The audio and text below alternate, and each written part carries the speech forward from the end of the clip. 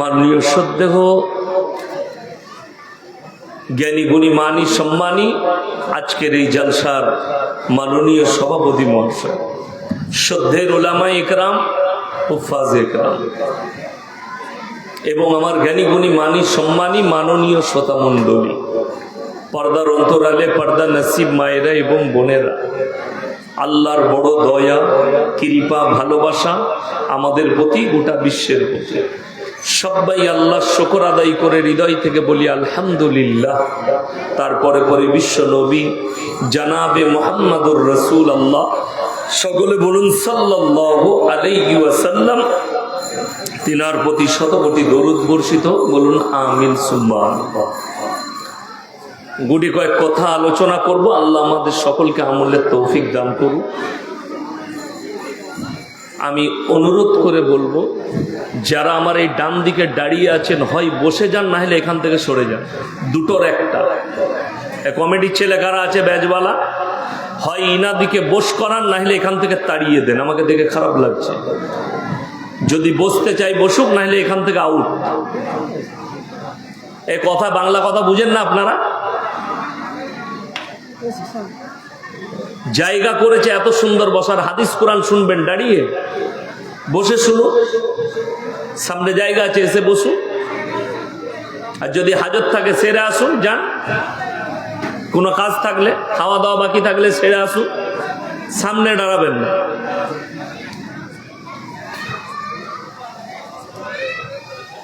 ইসলাম হচ্ছে পরিষ্কার পরিচ্ছন্ন, সুন্দর এবং উদারতায় পরিপূর্ণ। ইসলামে বাড়াবাড়ি নেই, মারামারি নেই, কাটাকাটি নেই, ঝামেলা নেই, ঝঞ্ঝট নেই। পৃথিবীতে ইসলামই এমন একটা ধর্ম যেখানে কোনো পদের বিচার নেই, মসজিদে ভাগ বাটোয়ারা নেই। যদি জুম্মার দিনে যে আগে আসবে সেই আগে বসবে। কেউ যদি মনে করে আমি গ্রামের নেতা কিংবা আমি গ্রামের বিশিষ্ট ব্যক্তি, লাস্টে এসে লোকের ঘাড়ে পা দিয়ে দিয়ে পৌঁছাবে, এটা নবীজি নিষেধ করেছেন যে সামনে কাতারে যেতে পারবে না, পেছনে বসো। একটা ভিখারি যদি ফার্স্ট কাতারে বসে, তাকে আপনি পেছনের কাতারে করতে পাবেন না। ইসলামের উদারতা বলে দিই, আজকেই যদি কোনো দলিত ভাই, আদিবাসী ভাই, হিন্দু ভাই, যে কোনো ধর্মের মানুষ এক্ষুনি যদি কালমা পড়ে মুসলমান হয়, কালকে ফজরে তুমি আমার পাশে দাঁড়িয়ে নামাজ পড়তে পাবে, তোমাকে কেউ নিষেধ করবে না। বলুন আলহামদুলিল্লাহ। এটা ইসলাম ছাড়া কোথাও পাবেন না, ইসলাম ছাড়া কোনো জায়গায় পাবেন না। আমি কোনো ধর্মের নাম দিচ্ছি না, কিন্তু আমি বলছি এই উদারতা একমাত্র ইসলামে আছে। আজকেই যদি কালমা পড়ো, ইসলাম কবুল করো, কালকে তুমি আমার দাস্তারখানে বসে খানা খেতে পারবে, আমার প্লেটে বসে খানা খেতে পারবে, অসুবিধা নেই। কেন? তুমি আমার ইমানি ভাই, যেহেতু তুমি কালমাওয়ালা, তুমি আল্লাহর হয়ে গেছো। ওই জন্য ইসলাম হচ্ছে উদারতায় পরিপূর্ণ। নবীজির অনেক হিস্ট্রি আছে, মক্কা থেকে মদিনা, এত হিস্ট্রি আছে হাদিসে, আপনি অবাক হবেন। আমি খালি আজকে আলোচনা করব, জলসাটা মাদ্রাসার জলসা, আপনাদের কাছে গুটি কয়েক কথা আলোচনা করব। তার মধ্যে একটা হচ্ছে, আমি যে মুসলমান, আমার কর্তব্য কি, আমার দায়িত্ব কি? আমি নিজেকে মুসলমান বলে পরিচয় তো দিচ্ছি, এই মুসলমান পরিচয় দেওয়ার পরে আমার কি দায়িত্ব আছে? কোনো ব্যক্তি যদি বলে আমি আল্লাহকে বিশ্বাস করি, আল্লাহর রসুলকে বিশ্বাস করি, কালমা পড়লাম এবং আমি মুসলমান দাবি করে, শুনেলেন, বেঈমান কাফেরের জন্যে, মুশরিকের জন্যে দুটো জিনিস নাই, তাদের একটাই জিনিস আছে, তাদের হারাম হালালের বিচার নেই। আছে বেঈমান কাফেরের জন্য? কিন্তু মুসলমানের কাছে দুটো রাস্তা, একটা হারামের দিক, একটা হালালের দিক। যে মুসলমান হবে, আল্লাহ রসুলকে বিশ্বাস করবে, নবীজির আদর্শের উপরে চলবে, হাদিস কোরআনকে মানবে, তার জন্য দুটো রাস্তা। তাকে হালালটা নিতে হবে, হারামটা অ্যাভয়েড করতে হবে। হারাম আমার চলবে না, হালাল জিনিস আমাকে গ্রহণ করতে হবে। আপনি হারাম থেকে আপনাকে বাঁচতে হবে। এখন বর্তমানে গোটা ভারতবর্ষে, ভারত, বাংলাদেশ, পাকিস্তান, এই কটা দেশের মুসলমানদের হালত এত খারাপ। আমি সামান্য ভারতবর্ষের কথাই বলছি। 30 কোটি যদি মুসলমান থাকে, 10 কোটি মুসলমান ইমান হারা হয়ে গেছে। মুসলমান আছে কিনা সন্দেহ আছে। সাধারণ লোক তো অনেক দূরের কথা, আমাদের মতো টুপি দাড়িওয়ালা অনেক মৌলবীর ইমানের খাতরা দাঁড়িয়ে গেছে। আজকে আমি বলতে বাধ্য হচ্ছি। কেন? ইসলামকে ধ্বংস করার জন্য এক শ্রেণীর বেঈমান কাফের এমন ভাবে জাল বিছাচ্ছে, সেই জালে আমরা মুসলমানরা কিন্তু ফেঁসে যাচ্ছি। তার 1 নম্বর জাল যেটা বিছিয়েছে, আমি এই বছরে দেখলাম যে সেই জালটার নাম হচ্ছে ধর্ম যার যার, উৎসব সবার। এই জালটা মারাত্মক জাল। এই ভাষা যদি কেউ বলে কোনো মুসলমান, আর এটার উপরে বিশ্বাস আর আকীদা রাখে যে ধর্ম যার যার, উৎসব সবার, এটা ইসলাম বিরোধী কথা, রসুল বিরোধী কথা, শরীয়ত বিরোধী কথা, কোরআন আর হাদিসের বিপক্ষে কথা। অনেক জনের মনে হবে তাইলে এটাতে তো মৌলী সাহেব আপনার কথায় সম্প্রীতি নষ্ট হবে। তুমি সম্প্রীতি বুঝতেই পারোনি। আমার আল্লাহ সম্প্রীতি কি দিয়েছেন, নবীজি কি বার্তা দিলেন সম্প্রীতির, এটা না বুঝার কারণে আমি দেখলাম আমাকে মুর্শিদাবাদের কিছু ছেলে, বীরভূম ডিস্ট্রিক্টের কিছু ছেলে আমাকে পাঠিয়েছে। দুটো ভিডিও এসছে আমার কাছে। একটা মুর্শিদাবাদে, আমি যদিও সেই বক্তার নাম লব না মুখে, গানের স্টেজ চলছে, গানের একটা প্রোগ্রাম চলছে, সেখানে গান হচ্ছে স্টেজে, এবং তিনি স্টেজে বক্তব্য দেন। নিজেকে হুজুর বলে দাবি করেন, নিজেকে মৌলবি বলে দাবি করেন, স্টেজে গিয়ে আমাদের মতো নসিহত করেন, অথচ সে সেই স্টেজে হাত গুটিয়ে দাঁড়িয়ে আছে একজন নারীর পাশে। কষ্ট পেলাম ফটোটা দেখার পরে। কেন বলতে চাইছি, এই মৌলবি ধর্ম যার যার, উৎসব সবার করতে চেয়েছে। জেনে রেখে দিবেন আল্লাহ রসুলের হাদিস, আখরি জামানায় এক শ্রেণীর এমন মৌলবি বের হবে, হুজুর বের হবে, আল্লাহ তাদেরকে দিয়ে জাহান্নামের উদ্বোধন করবে। এদের গিরেবানটা ধরে জাহান্নামে দেওয়া হবে। বীরভূম ডিস্ট্রিক্টের একজন, নামের আগে মুফতি, নামের শেষে পীর, বীরভূম ডিস্ট্রিক্টের, আর তার আগে জমিয়ত না কি আছে, তার পদে আছে দেখলাম। তিনি একটা দীপাবলির উৎসবে গেছেন এবং মানুষকে বার্তা দিচ্ছেন যে আপনারা সবাই আজকে মায়ের আশীর্বাদ নেবেন, মায়ের আশীর্বাদে আপনারা ভালো থাকবেন, আপনারা ঠিক মতো মায়ের আশীর্বাদ নেন। আমি আপনাদিকে বলে যাচ্ছি, সঙ্গে সঙ্গে সেই মুক্তির ইমান হারা হয়ে গেছে। সে যত বড়ই বাপের বেটা পীর হোক আর মুক্তি হোক, একে ইস্তেগফার করতে হবে, একে কালমা পড়তে হবে। তার দলিল আমার কাছে একাধিক আছে। অবশ্যই এই ভারতবর্ষে রাইট আছে, ভারতবর্ষের আপনার সংবিধান হচ্ছে, ভারতে যতগুলো ধর্মের মানুষ আছে সবাই নিজের নিজের ধর্ম নির্দ্বিধায় পালন করবে, কোনো বাধা নেই, কেউ বাধা দিতে পারবে না, সবাই করবে। কিন্তু সম্প্রীতি কি? যারা বলছে ধর্ম যার যার, উৎসব সবার, আর এটার উপরে আমল করছে, আমি সেই গন্ড মূর্খ থেকে দাওয়াত দিচ্ছি। কুরবানির দিনে আমি আপনাকে দাওয়াত দিলাম, আপনার যতগুলো অমুসলিম বন্ধু ভাই আছে তাদেরকে তুমি বলতে পারবে যে ইয়াসিন সাহেবের বাড়িতে দাওয়াত, আমি একটা ষাঁড় জবাই করব। ধর্ম যার যার, উৎসব সবার, কথাটা আমার বুঝে আসছে? আমি খুব সূক্ষ্মভাবে বুঝাচ্ছি। তাহলে আমার বাড়িতে দাওয়াত দেওয়া যাবে না কেন? এই কথাটা আমার অন্যায়। আমি কোনো অমুসলিম ভাইকে দাওয়াত দিতে পারি না কোরবানির সময়। কেন?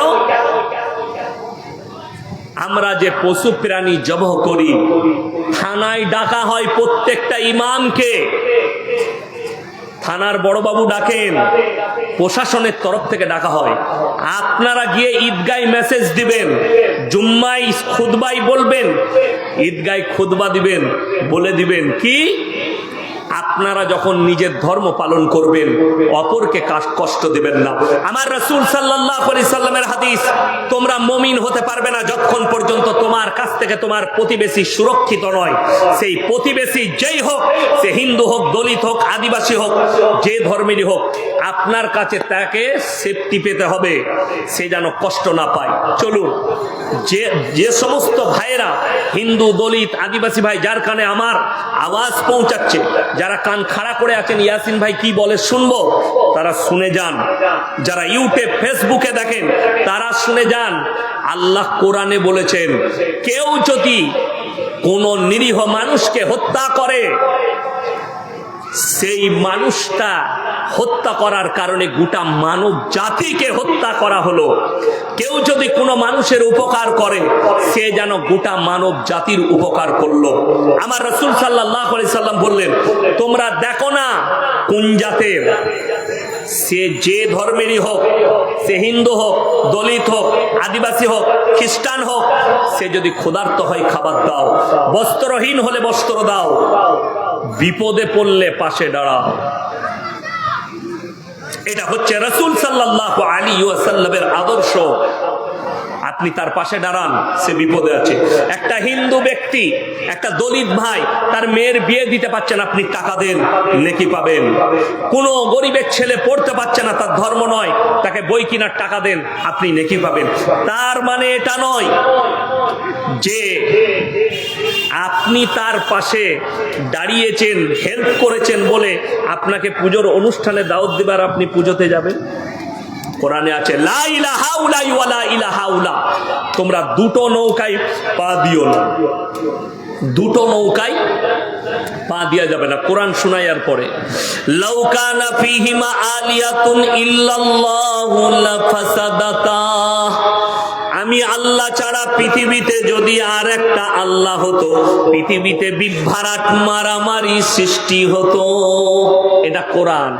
লাউ কানা ফীহিমা আলিয়াতুন ইল্লাল্লাহু লাফাসাদাতা, আমি আল্লাহ ছাড়া পৃথিবীতে আর একটা আল্লাহ হলে পৃথিবীতে মারামারি আর বিভ্রাট সৃষ্টি হতো।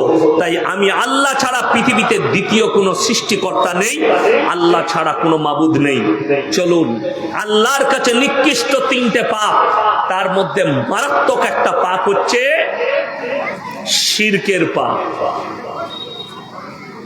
আল্লাহর কাছে জঘন্যতম, পৃথিবীতে যতগুলো অপরাধ আছে, পাপ আছে, গুনাহ আছে, সব থেকে নিকৃষ্টতম গুনাহ হচ্ছে শিরকের গুনাহ।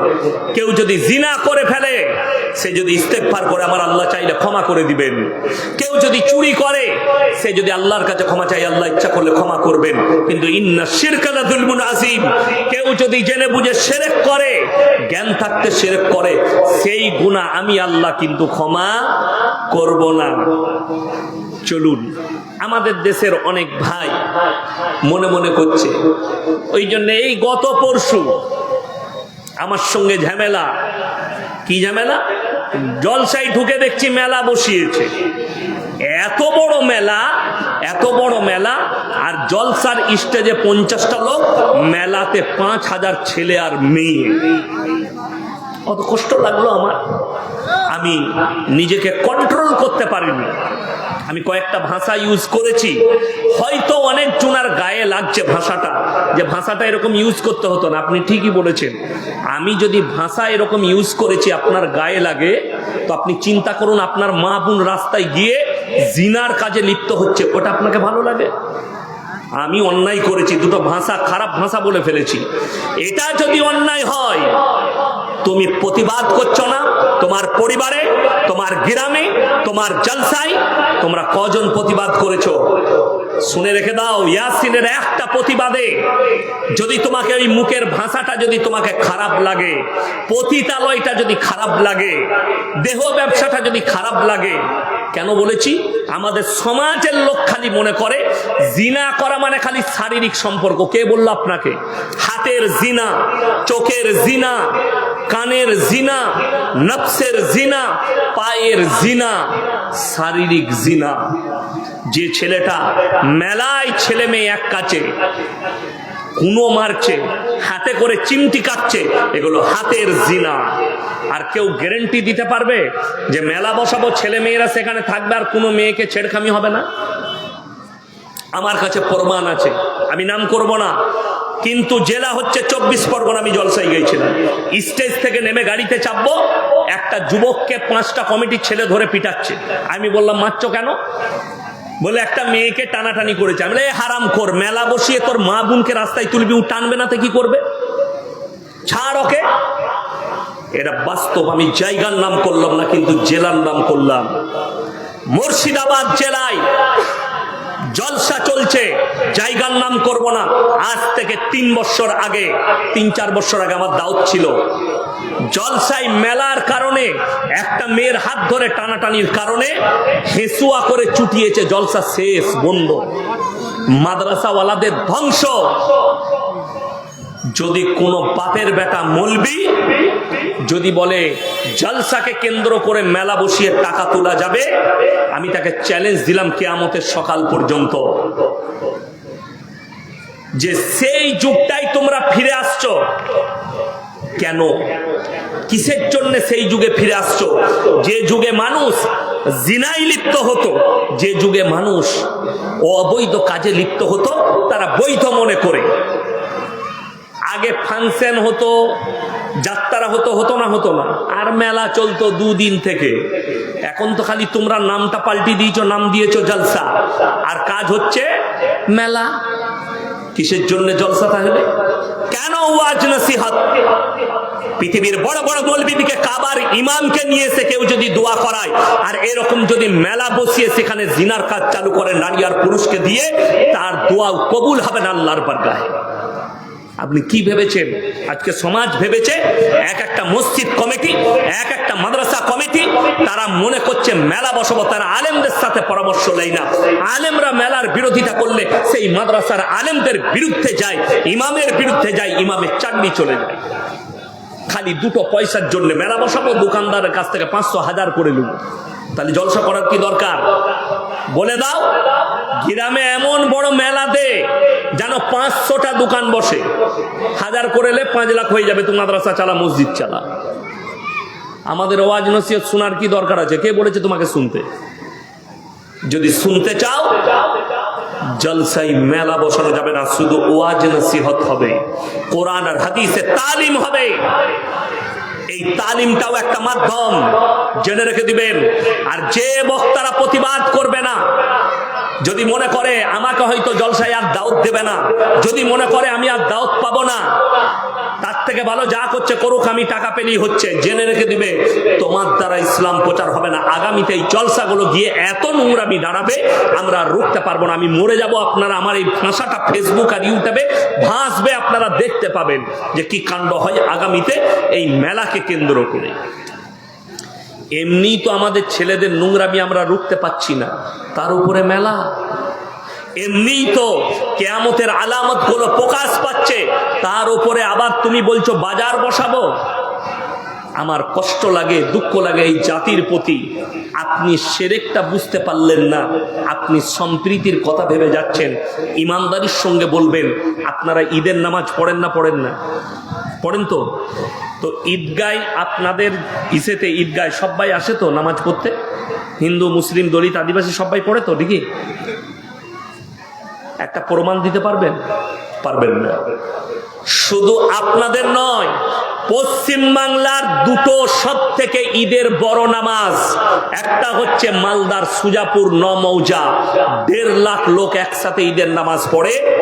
সেখানে ইমামকে, সেই এলাকার মানুষকে জিজ্ঞেস করুন যে আপনারা হিন্দু মুসলিম সবাই মিলে পড়েন তো? খ্রিস্টানরাও আসে তো? আপনি পাবেন না। কেন?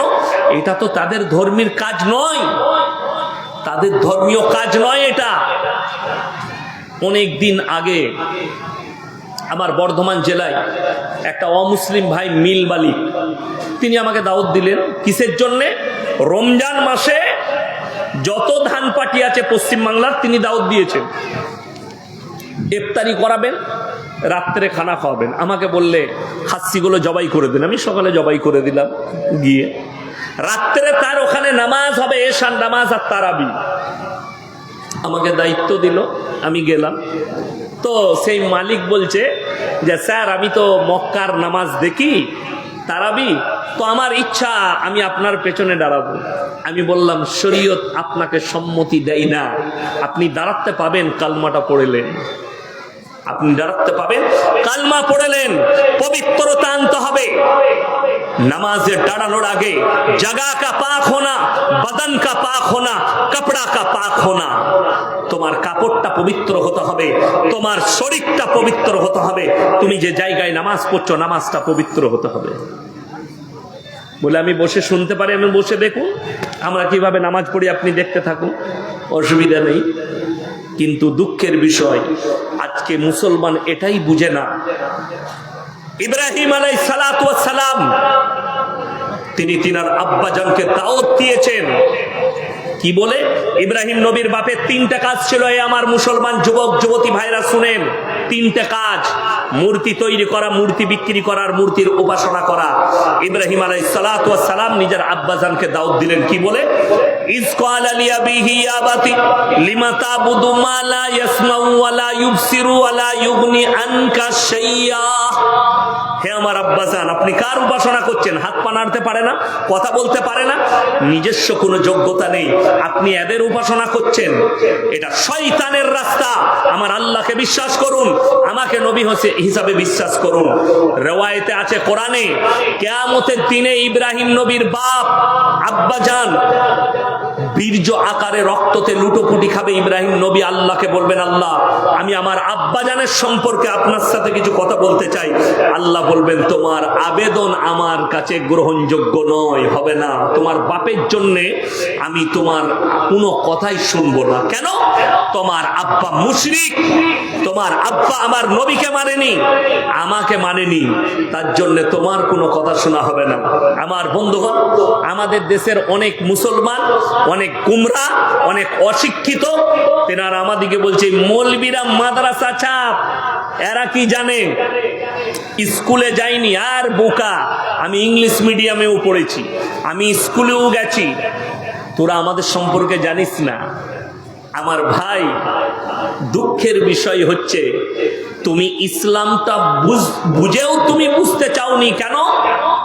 আমাদের অনেক মুসলমান আছে, অমুসলিম ভাইরা দাওয়াত দিলে যদি বলে ভাই কাটা খাবে, আমাদের এখানে কিন্তু কাটা ফাটা আছে, বলে আমার তো কোনো ব্যাপার নাই, যা দিবে তাই চলবে, আমি কাটা মাটা সবই খাই। আপনি খেয়ে বেরিয়ে যাবেন, সেই হিন্দু ভাইটা বলবে সালা হারামির বাচ্চা, ধর্ম মানে না, এই ভাষাটা ইউজ করবে আপনার জন্যে। আর আপনি যদি বলেন ভাই আমি কিন্তু খুব ধার্মিক, আল্লাহকে মানি, আমাদের ইসলাম ধর্মে কাটাটা হারাম, মদ হারাম, অবৈধ জিনিসটা হারাম, এগুলো আমাদের চলে না, আপনার পেছনে বলবে লোকটা ধার্মিক, লোকটা দারুণ ভালো লোক, ধর্মের ওপরে বিশ্বাস করে চলে। আর যে বলবে আমি কিচ্ছু মানি না, আমি আমার জীবনের একটা ঘটনা বলি। বোলপুর শান্তিনিকেতনের নাম শুনেছেন? বীরভূম ডিস্ট্রিক্টে কবিগুরু রবীন্দ্রনাথ ঠাকুরের এলাকা। বিশ্বভারতীর একজন আমাকে দাওয়াত দিল, প্রফেসর, তার মেয়ের বিয়ে আমাদের বর্ধমানে থাকতো। বললে মলি সাহেব আপনাকে যেতেই হবে। যাব, কিন্তু আমি প্যান্ডেলে খাই না, আমাকে বাড়িতে খাওয়াতে হবে। বলে তাই খাওয়াবো। তো আমি দাস্তারখানে বসেছি, আমার দাস্তারখানে 2 জন প্রফেসর বসেছেন। বিশ্বভারতীর একটা মুসলিমদের ছেলে আর একটা হিন্দু ভাই, আর আমি আছি, আমার ড্রাইভার আছে, আমরা 4 জন বসেছি দাস্তারখানে পালঙের ওপরে। সেই মুসলিম যুবকটা কি বলছে শুনেলেন? প্রফেসরটা গর্ব করে, মানে আমাকে ইনসাল্ট করে বলছে, মলি সাহেব আমি মুসলমান, কিন্তু আমি গরু, ছাগল, শুয়োর, কুকুর সব খাই। আমি বললাম তোমাকে কে বললে মুসলমান? বলে তবে আমি, তোমাকে কুকুর বলা যাবে, শুয়োর বলা যাবে, হারামখোর বলা যাবে, হারামের আওলাদ বলা যাবে, মুসলমান বলা যাবে না। সে মাল আর ভাত খেলো না, উঠে পালিয়ে গেল। আমাকে বলে এটা গুড়া মুসলমান। না, আমি গুড়া। বিশ্বাস করুন, সে যখন উঠে বেরিয়ে গেল, সেই হিন্দু ভাই প্রফেসর আমাকে বলছে, স্যার কিছু মনে করবেন না, ওটা হারামির বাচ্চা, ধর্ম মানে না। এই ভাষাটা আমাকে বলল হিন্দু ভাই প্রফেসর, এই ভাষা বলল, এ হারামখোরের আওলাদ, ধর্ম বিশ্বাস করে না, ধর্ম মানে না। আপনি কিছু মনে করবেন না। উনি প্রফেসর, তো খারাপ লাগলো, মুসলিমদের ছেলে, মানে মুসলমানই নয়। কে বললো মুসলমান? মোটেই মুসলমান বলবেন না। ও কোনো নয়, না ঘাটকা না ঘর কা, ধোবি কা কুত্তা হ্যায় ও, কিধর কা ভি নেই। বড় কষ্ট লাগে। কেন? এই মুসলমানকে দুটো জিনিস সব সময় ভাবতে হবে, আমার জন্য, আপনার জন্য। আপনি যখন নিজেকে ঈমানওয়ালা দাবি করেছেন, কালমাওয়ালা দাবি করেছেন, রাসূলের উম্মত দাবি করেছেন, আপনাকে সব সময় দুটো জিনিস মাথায় রাখতে হবে, একটা হারাম, একটা হালাল। হারামটা আপনার জন্য অ্যাভয়েড করতে হবে, হালালটাকে আপনাকে গ্রহণ করতে হবে। আল্লাহর কাছে যতগুলো পাপ, নিকৃষ্ট পাপ হচ্ছে শিরকের পাপ। শুধু এই ঠাকুর নয়, অনেক মুসলমান আছে নিজের বাচ্চাকে কি কিনে দেয়? মেলা বসেছে, একটা পুতুল কিনে নিয়ে এসছে মেয়ের জন্য। আনে না, আনে না, হারাম। যদি কোনো মুসলমান পুতুলের ব্যবসা করে, জায়েজ নেই। কোনো মুসলমান যদি এই পুতুল তৈরি করে, হারাম। তার মধ্যে ইব্রাহিম নবীর বাপের মধ্যে কোনো পার্থক্য নাই। এই লোককে এই পুতুল তৈরি করার কারণে, মূর্তি তৈরি করার কারণে জাহান্নামে যেতে হবে। অনেক মুর্শিদাবাদের ছেলে আছে, ফোন করে কেরলা থেকে, হুজুর আমি একটা বাড়িতে কাজ করছি, আমাকে ওখানে একটা সিমেন্ট দিয়ে ঠাকুর তৈরি করতে হবে, করা যাবে? আমরা হারাম, করা যাবে না তোমার জন্য। তুমি বলে দাও আপনারা অন্য মিস্ত্রিরে করুন, এটা আমার পক্ষে সম্ভব নয়, করা যাবে না, জায়েজ নেই। কেন? ইব্রাহিম নবীর বাপের অপরাধ তো ওই তিনটেই, তৈরি করা, বিক্রি করা, তার উপাসনা করা, এই তিনটা অপরাধ। আজকে বড় কষ্ট লাগে। শুধু এটা নয়, আমি হুগলি ডিস্ট্রিক্টে এক জায়গায় জলসা করতে গেছি, জায়গাটার নাম হচ্ছে 10 ঘরা, বর্ধমান জেলার শেষ, হুগলির শুরু। জলসায় স্টেজে গেলাম, আপনাদের কি স্টেজ, কয়েক লাখ টাকা দিয়ে প্যান্ডেল করেছে, একদম লম্বা, সাজা পূজার, ঝাড়বাতি, দারুণ। স্টেজে গেলাম, স্টেজের পাশে একটা বড় গাছ, গাছটা চলে গেছে ওপর দিকে, চারিদিকে প্যান্ডেল।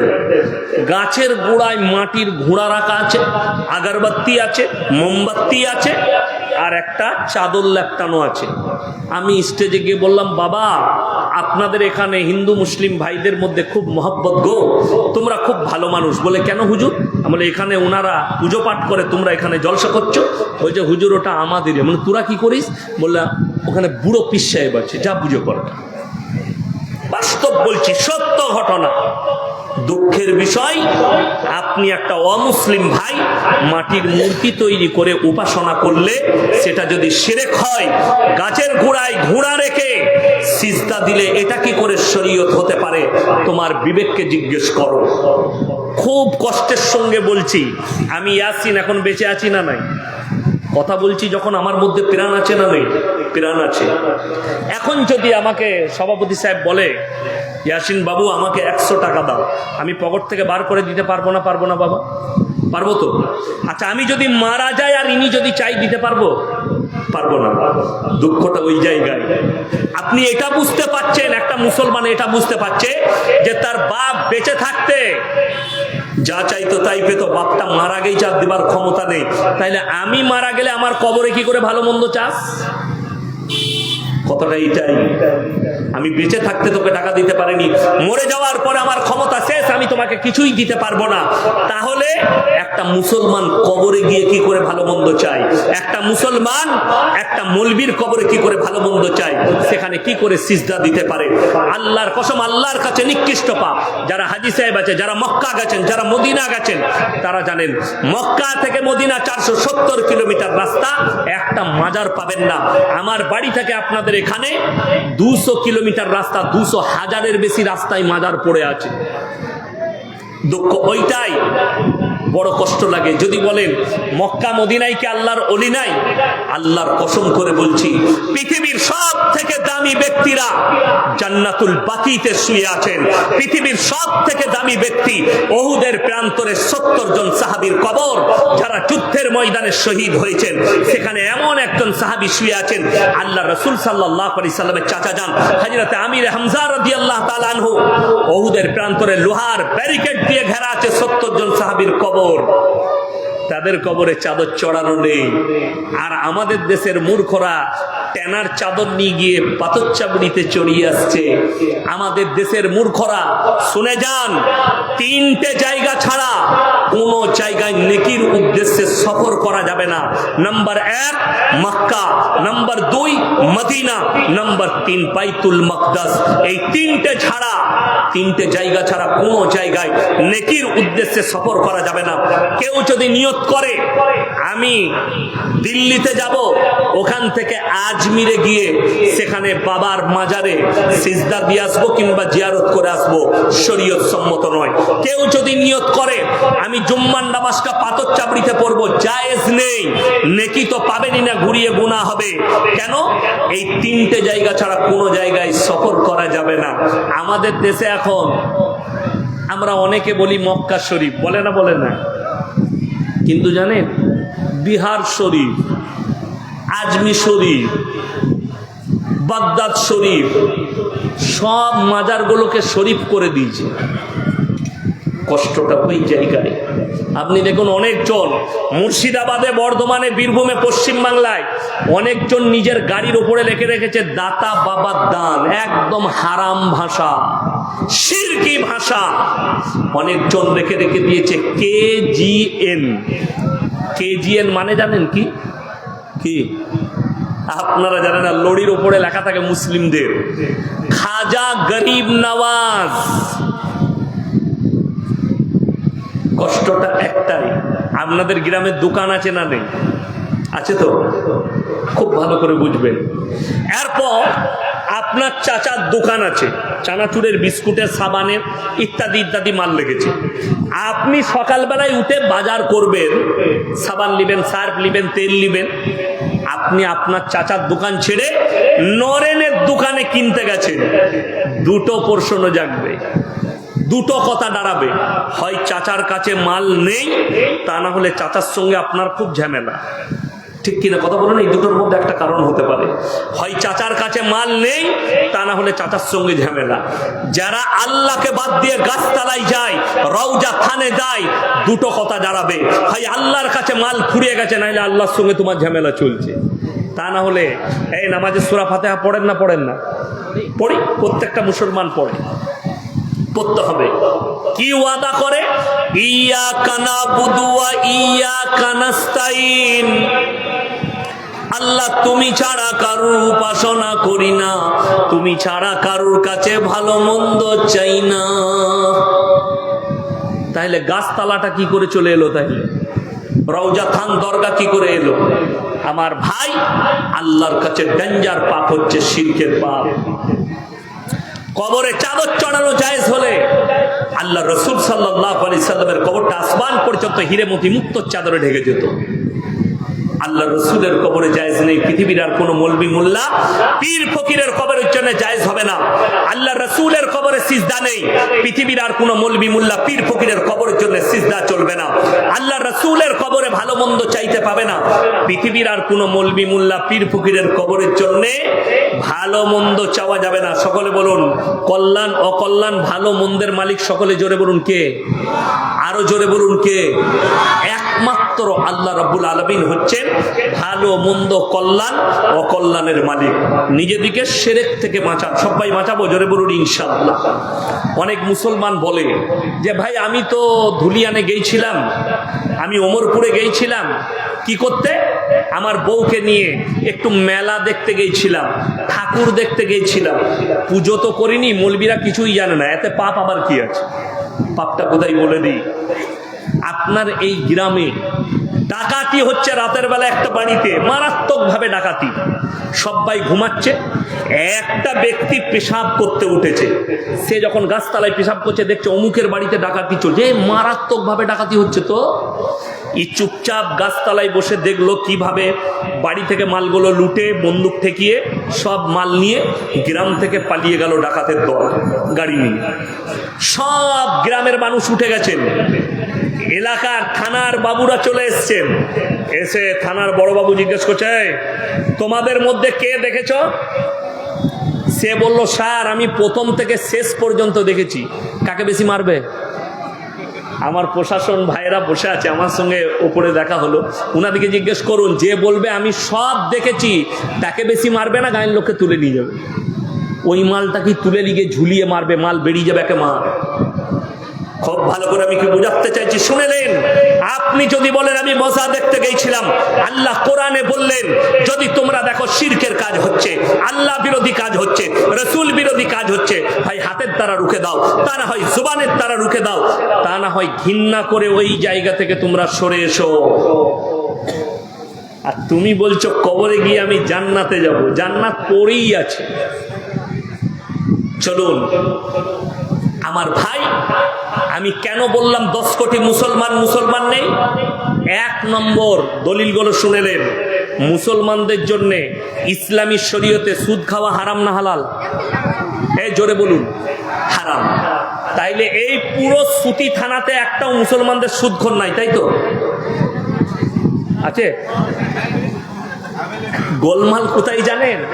এই মৌলবীরা সুদের বায়ান করলে, আমি এখন বায়ান করে চলে যাব, সকালবেলায় আপনার এলাকার চায়ের দোকানগুলো বলবে ওকে আবার দাওয়াত দেবে, বাজে মৌলবী। কে বলবে? ওই সুদখোর মাল কটা গাল দিবে।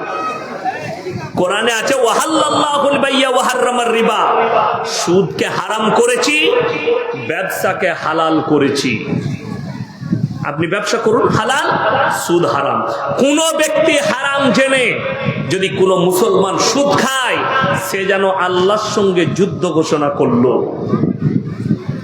নাম্বার 2, আল্লাহ রাসূল সাল্লাল্লাহু আলাইহি সাল্লামের হাদিস, কেউ যদি 1 টাকা সুদ খায়, নিজের মায়ের সঙ্গে 36 বার জিনা করার সমান পাপ করলো। বলুন নাউজুবিল্লাহ। যারা সুদখোর আছেন, যাদের কানে আমার আওয়াজ পৌঁছাচ্ছে, এখন আমাদের দেশের লোক সুদ ছাড়ে না কেন? তার মারাত্মক কারণ আছে। তারা জানে যে কোথাও জান্নাত নাই, কিন্তু মৌলবীদের কাছে সহজে জান্নাত আছে। এই আমাদের দেশের এক শ্রেণী আছে, কারা? জিলাপি খোররা, সিন্নি খোররা, যতই পাপ করুক, হুজুর এখন মিলাদ পড়িয়ে দোয়া করে তাকে জান্নাতে ঠিক ঢুকবে, যা বুঝে করবা। আর আমাদের অবস্থাটা কি? আমাদের তো মিলাদ নাই, কিন্তু একটা জিনিস আছে, মাদ্রাসার জলসা আদায় হয় না? হয় না? হয়। এখনই আমার আগের ভাই আদায় করছিলেন। তো আমি কালকে যেখানে জলসায় ছিলাম, মুর্শিদাবাদ জেলার ডোমকলে ছিলাম, সেখানেও আদায়ের জলসা মসজিদের।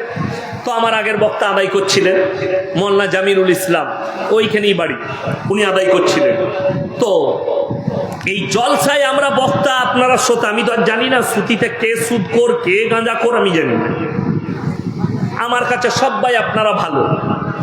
এখন একটা সুদখোর দেখলে, আমি তো সুদ খাই, তো হুজুর যখন আদায় করছে দিয়ে দিই। এখন আমার হাতে 2000 টাকা দিলে বক্তার হাতে, আমাদের বক্তারা এত তাড়াতাড়ি জান্নাতে ভরে অবাক হয়ে যাবেন। আহারে বান্দারে কোথায় বসেছিল, আর ছিল কি না ছিল, 2000 দিল, দিয়ে জান্নাতে ঢুকিয়ে ছেড়ে দিল। সুদখোর দেখলে শালা এত ভালো জান্নাত তো আর কোথাও নাই। কথাটা বুঝে এসছে না? আসেনি? সুদখোর দেখলে জান্নাতের দারুল লাইন। এরকম জলসাই যাবো আর 2000 করে দেবো, জান্নাত কটালি বিলে, সব জান্নাতের দরজাগুলো দখল করলু আমি। নাউজুবিল্লাহ। তুমি সুদ খেয়ে জান্নাতে যাবে, এটা 1 নম্বর বললাম। লাস্টটা আমি বলবো, নাম্বার 2, মুসলমানের জন্য মদ পান করা হারাম না হালাল? স্পর্শ করা হারাম, মদটা স্পর্শ করা যাবে না। কিন্তু অবাক লাগে, আমি সুতি থানায়, ঔরঙ্গাবাদ থানায় আমি প্রমাণ দেবো, মুসলমান মদ পান করছে, মুসলমান মদ বিক্রিও করছে। ঠিক বললাম না ভুল বললাম? চাপেন হাই রোডে, আমি প্রমাণ দেবো। কিন্তু দুঃখটা কোথায় জানেন? আমি পেরিয়ে এলাম পলসন্ডা মোড় হয়ে, তো আজকে আমার সাথে আমার বেলডাঙ্গার একজন বন্ধু এসছেন, ঘড়ির দোকান আছে, বড় ব্যবসায়ী। হ্যাঁ, তো আমার সাথে বললো গাড়িতে যাবো। আমি চলুন। মনসুর ভাই নাম, এসছেন, উনি ভেতরে আছেন। তো আমি বললাম আপনাকে একটা আশ্চর্য হোটেলে ঢুকাবো, ওটার নাম হচ্ছে পাপ্পুদা ধাবা। সেখানে 3টে বোর্ড লাগানো আছে, মদ পান করা নিষেধ, মদ বিক্রি নিষেধ, নো স্মোকিং, এখানে ধূমপান করা নিষেধ। আর বোর্ডটা সে লেখেনি, প্রশাসনিক বোর্ড দিয়ে আছে, সেই থানার তরফ থেকে বোর্ডটা দিয়েছে, প্রশাসনিক বোর্ড। অথচ তারা পাঞ্জাবি। তারা কি বললো জানেন? বলে আরে ইয়ার, हम जहां कारोबार कर रहे हैं यहाँ पे तो 80% मुसलमान हैं और हमारा कस्टमर 80% मुसलमान है, और हम जानते हैं आपके धर्म में, इस्लाम में मद दारू पीना तो दूर, दारू को छूना भी हराम है। সে অমুসলিম আপনার ধর্মকে রেসপেক্ট করে, যে আমার হোটেলে যেন মুসলমান কাস্টমার আসে, আর মুসলমানদের জন্য মদ হারাম, তাই আমার এই ব্যবসা করা যাবে না। তা না হলে তাদেরকে আজকে বললে আজকে লাইসেন্স দিয়ে দিবে সরকার। আমার বন্ধুগণ, অথচ আমি দেখিয়ে দেবো, হাই রোডে চাপেন ওমরপুর পর্যন্ত, বাই টু বহরমপুর পর্যন্ত, আর এই দিকে চলুন ফারাক্কা পর্যন্ত, মুসলমানের ছেলে হারামখোর হোটেল খুলেছে, মদ খাচ্ছে, মদ বিক্রিও করছে হারাম জেনে। নাম্বার 3, লটারির টিকিট হারাম না হালাল? হারাম। আপনি আমার সঙ্গে সুতি বাজারে চলুন, औरंगाबादে চলুন, ধুলিয়ানে চলুন, যে মোড়টাই যাবেন আপ টু কলকাতা পর্যন্ত, আমি দেখিয়ে দেবো মুসলমান ছেলে লটারি বিক্রি করছে, মুসলমান ছেলে লটারি কাটছে। কেন ছাড়েনি? এ জানে আমি দান করে জান্নাতে যাব, এ জানে আমি যত পাপ করি হুজুর দোয়া করে জান্নাতে দিবে। তোর হুজুরও মার খাবে, তুইও খাবি, রেডি থাক। আমি যাত্রার দলিল দেবো না, বাপের গল্প বলিনি। আমি যার দলিল দেবো আপনার চোখ দিয়ে পানি আসবে। তিনি হচ্ছেন পৃথিবীর আদি থেকে অন্ত পর্যন্ত সৃষ্টির শ্রেষ্ঠ হযরত মুহাম্মদ মুস্তাফা, সকলে বলুন সাল্লাল্লাহু আলাইহি ওয়াসাল্লাম। নবীজির থেকে দামি লোক পৃথিবীতে কেউ এসছে আর কেউ আসবে কিয়ামত পর্যন্ত? কেউ আসবে না। আমি সেই নবীর কথা বলছি, দলিল শুনেলেন আল্লাহ রসুলের কাছে। খবর এলো, ইয়া রাসূলুল্লাহ, আপনার চাচা যান মৃত্যুর শয্যায় শুয়ে আছেন, তিনি মারা যাবেন, তিনি মারা যাবেন, জাকামদানি চলছে। নবীজি ছুটলেন আর চাচাকে বললেন, চাচা গো, আমি মুহাম্মদ আল্লাহর নবী, তুমি একবার খালি কলমাটা পড়ে নাও, আমি আল্লাহর কাছে কেঁদে কেঁদে তোমার জন্য ক্ষমা চাইব। আল্লাহ নবী চাচার উত্তর এলো, আমি যদি বার্ধক্যে কলমা পড়ি, লোকে বলবে মৃত্যু ভয়ে কলমা পড়েছে, অর্থাৎ আমি কলমা পড়তে পারবো না। আমার আল্লাহ কোরআনের আয়াত পাঠিয়েছেন, ইন্নাকা লা তাহদি মান আহবাবতা ওয়ালাকিন্নাল্লাহা ইয়াহদি মান ইয়াশা। হে আমার নবী, হিদায়েতের দপ্তর আমার আল্লাহর হাতে, হিদায়েত আমার হাতে। তুমি বললেই হিদায়েত পাবে না, আমার ইচ্ছা নেই তোমার চাচা কলমা পড়তে পারবে না। নবীজি সাল্লাল্লাহু আলাইহি ওয়াসাল্লামের চাচা যান চলে গেলেন দুনিয়া ছেড়ে, চোখেতে পানি। নবীজি চাচা চলে যাওয়ার পরে নবী আল্লাহকে কি বললেন জানেন? নবীজি, ওগো আল্লাহ, তুমি আমাকে যতদিন না নিষেধ করবে, আমি আমার চাচার জন্য কেঁদে কেঁদে ক্ষমা চাইব। নবীজি চাচা চলে গেছেন, আল্লাহর কাছে ক্ষমা চাইছেন, আল্লাহ গো আমার চাচাকে ক্ষমা করে দাও। এটা আমার হিতাকাঙ্ক্ষী চাচা। আল্লাহ তাআলা জিবরিল আমিনকে পাঠালেন কোরআনের আয়াত নিয়ে, কি বলে? মা কানা লিন নাবিয়্যি ওয়াল্লাযীনা আমানু আইয়াস্তাগফিরু লিল মুশরিকিন ওয়ালাউ কানু উলি কুরবা। হে আমার নবী এবং মুমিন, তোমরা দুজন শোনো, যারা মুশরিক হয়ে বদ্দিন হয়ে মারা গেছে, বেঈমান কাফের হয়ে মারা গেছে, তাদের জন্য দোয়া করতে পাবে না যদিও তারা নিকটতম আত্মীয় হয়। নবীজির হাত নেমে গেল। আর আপনি ভাবছেন আপনার বাপ তাহাজ্জুদ গুজার, আপনার বাপ হাজী সাহেব, আমার বাপ পরেজগার, আমার মা তাহাজ্জুদ গুজার, আর আমি মদের ভাঁটিতে জীবন কাটাবো, আমি গাঁজার ভাঁটিতে জীবন কাটাবো, আমি আমার জীবনটা হারামের ওপরে অতিবাহিত করব, সুদের ওপরে।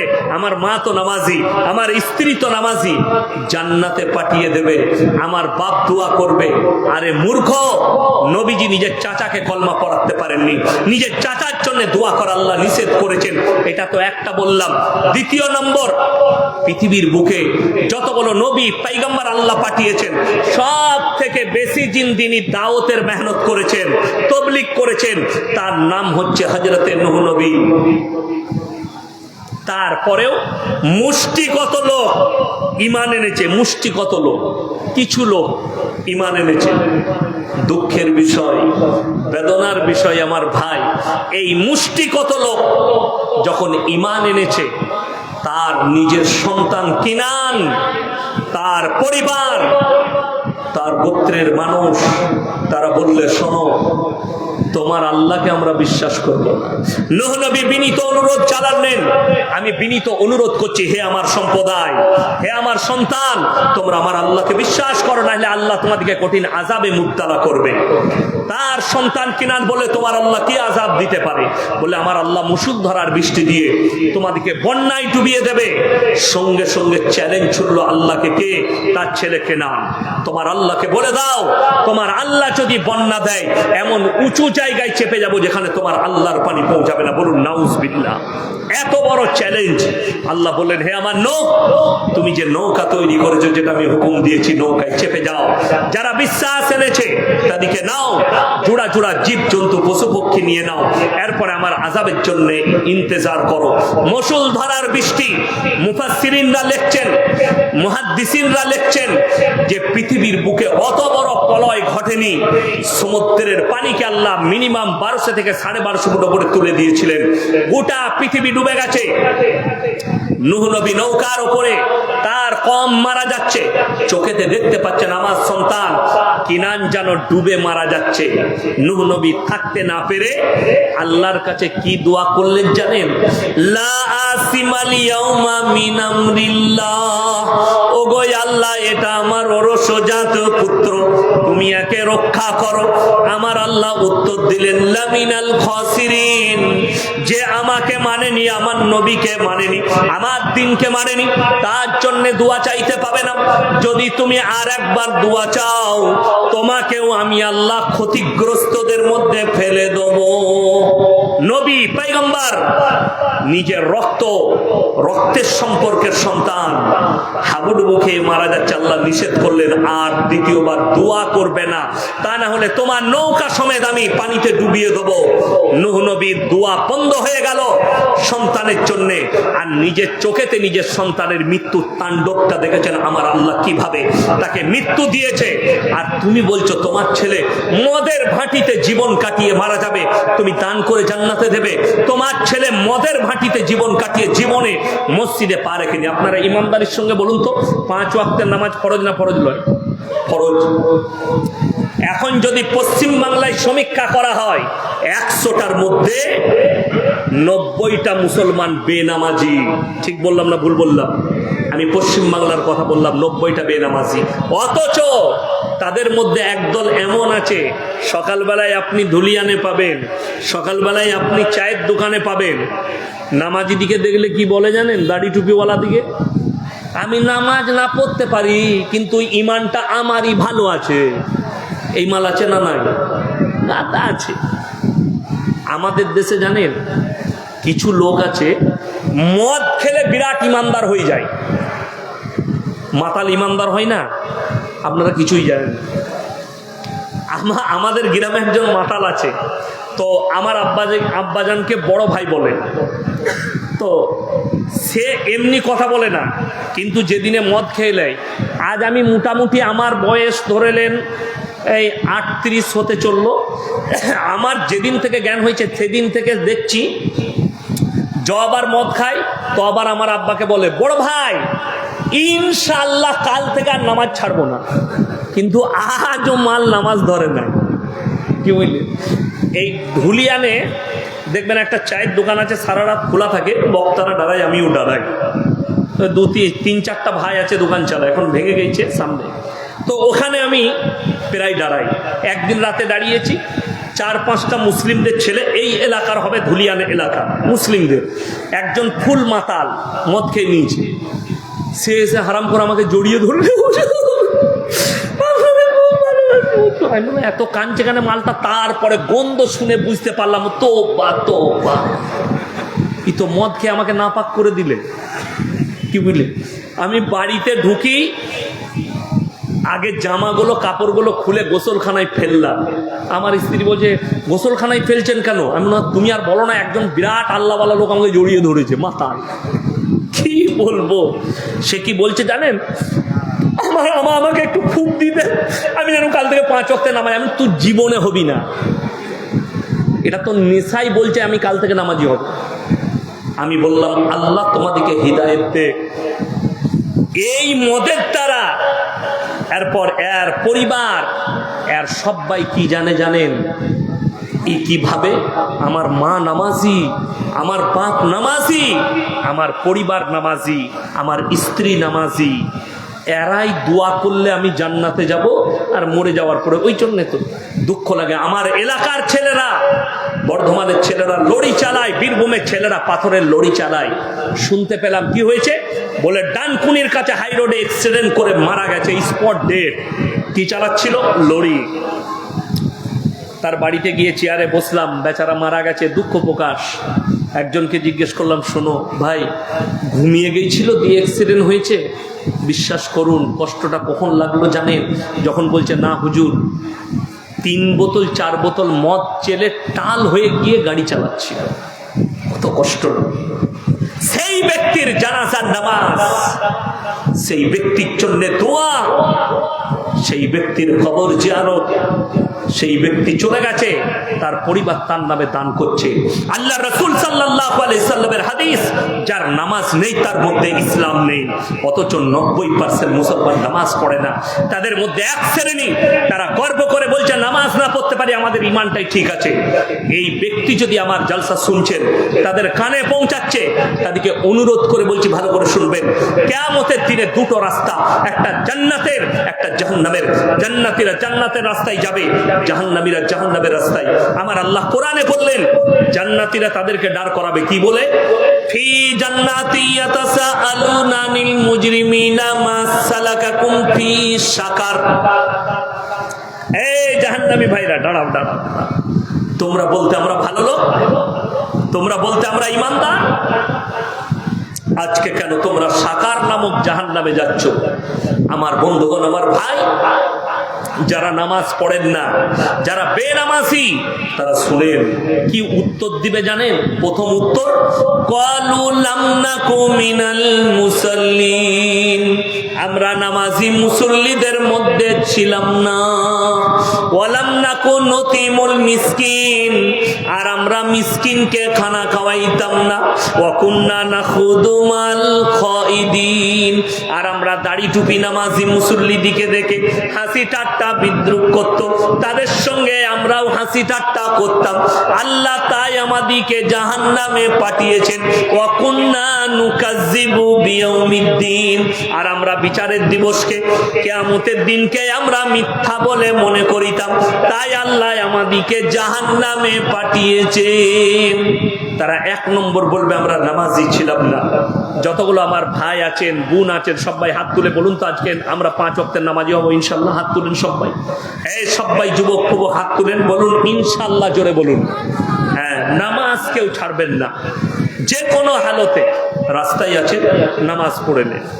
আমার একজন বন্ধু আছেন পুলিশ অফিসার, আমি তাকে জিজ্ঞেস করলাম ভাই নামাজ পড়েন? তিনি বললেন হুজুর মাঝে মাঝে ছাড়া যায়, কিন্তু আমি তো চেষ্টা করি নামাজটা আদায় করা। থানার বড় বাবু, কোন থানার বলবো না, আমার খুব কাছের মানুষ, আমাদের বর্ধমান জেলাতেই পোস্টিং আছে, বীরভূমে বাড়ি, নামাজ পড়েন, রমজান মাসে রোজা রাখেন।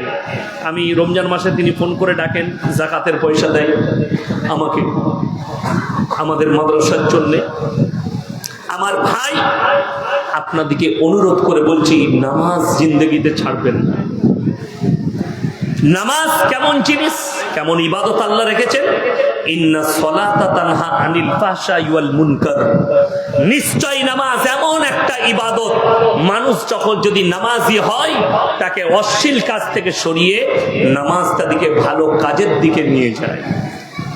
আমার বন্ধুগণ, ওই জন্যে অনুরোধ করছি, কোনো ভাই নামাজ ছাড়বেন না। 1 নম্বর শিরকের পাপ। 2 নম্বর, ওয়ালা তাকতুলু আওলাদাকুম খাশিয়াতা ইমলাক নাহনু নারযুকুহুম ওয়া ইয়্যাকুম। আল্লাহর কাছে নিকৃষ্ট পাপের মধ্যে 2 নম্বর পাপ, যারা রুজির মালিক আল্লাহকে বিশ্বাস করে না আর পেটের বাচ্চাকে যারা হত্যা করে, সন্তানকে, কিসের ভয়ে? আমি ছেলেকে কি করে মানুষ করব, আমার সন্তান কি করে মানুষ হবে, এই ভয়ে যারা পেটের বাচ্চাকে হত্যা করে। সকলে বলুন, রুজির মালিককে? একমাত্র আল্লাহ।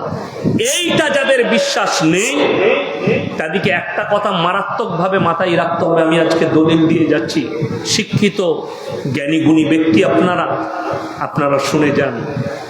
আমরা সকালবেলায় উঠে যদি রান্না বান্না না করি, আমাদের স্ত্রী যদি আমরা বাজার করে এনে দিই আর স্ত্রী যদি রান্না বান্না না করে, খাবার পাবেন তো? খাবার পাওয়া যাবে না। আল্লাহ তাআলা পৃথিবীর যতগুলো মখলুক আছে, যতগুলো সৃষ্টি আছে, একমাত্র মানুষই এমন একটা সৃষ্টি যাকে ইনকাম করতে হয়, পরিশ্রম করে খাবার খেতে হবে।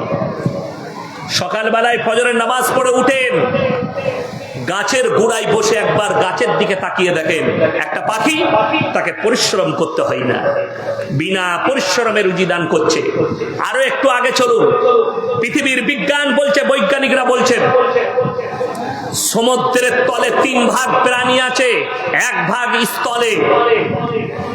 সমুদ্রের তলে যতগুলো প্রাণী আছে সব থেকে বড় প্রাণীর নাম হচ্ছে নীল তিমি। 24 ঘন্টার ভেতরে বিজ্ঞান বলছে 100 কুইন্টাল খাবার খায়। কে রুজি দান করে? আমার আল্লাহ। 3 ভাগ প্রাণীকে আমার আল্লাহ রুজি দান করে। স্থলে যতগুলো প্রাণী আছে সকলকে আমার আল্লাহ রুজি দান করে। জঙ্গলের একটা হাতি 24 ঘন্টার ভেতরে 10 কুইন্টাল খাবার খায়, 1 টন খাবার খায়। আমি আল্লাহ রুজি দান করি। গোটা পৃথিবীর ছোট থেকে ছোট একটা পিঁপড়ে থেকে পিঁপড়ে, সকলের রুজির মালিক সকলে বলুন কে? আল্লাহ। তাইলে মানুষের কেন বিশ্বাস হয় না? আমার পেটের, আমার স্ত্রীর পেটে যে জন্ম নিবে তার রুজির মালিক সকলে বলুন কে? আল্লাহ। আচ্ছা বলুন তো, কোন ব্যক্তি ধরলেন 250 গ্রাম 500 চালের ভাত খায়, তার 2টো বেটা হয়েছে, দিয়ে সেই বেটাগুলো অর্ধেক খেয়ে নেয়, সে অতটাই খায়। তারা যেটা খাচ্ছে নিজের মাপা রুজিতে খাচ্ছে। বিসমিল্লাহ।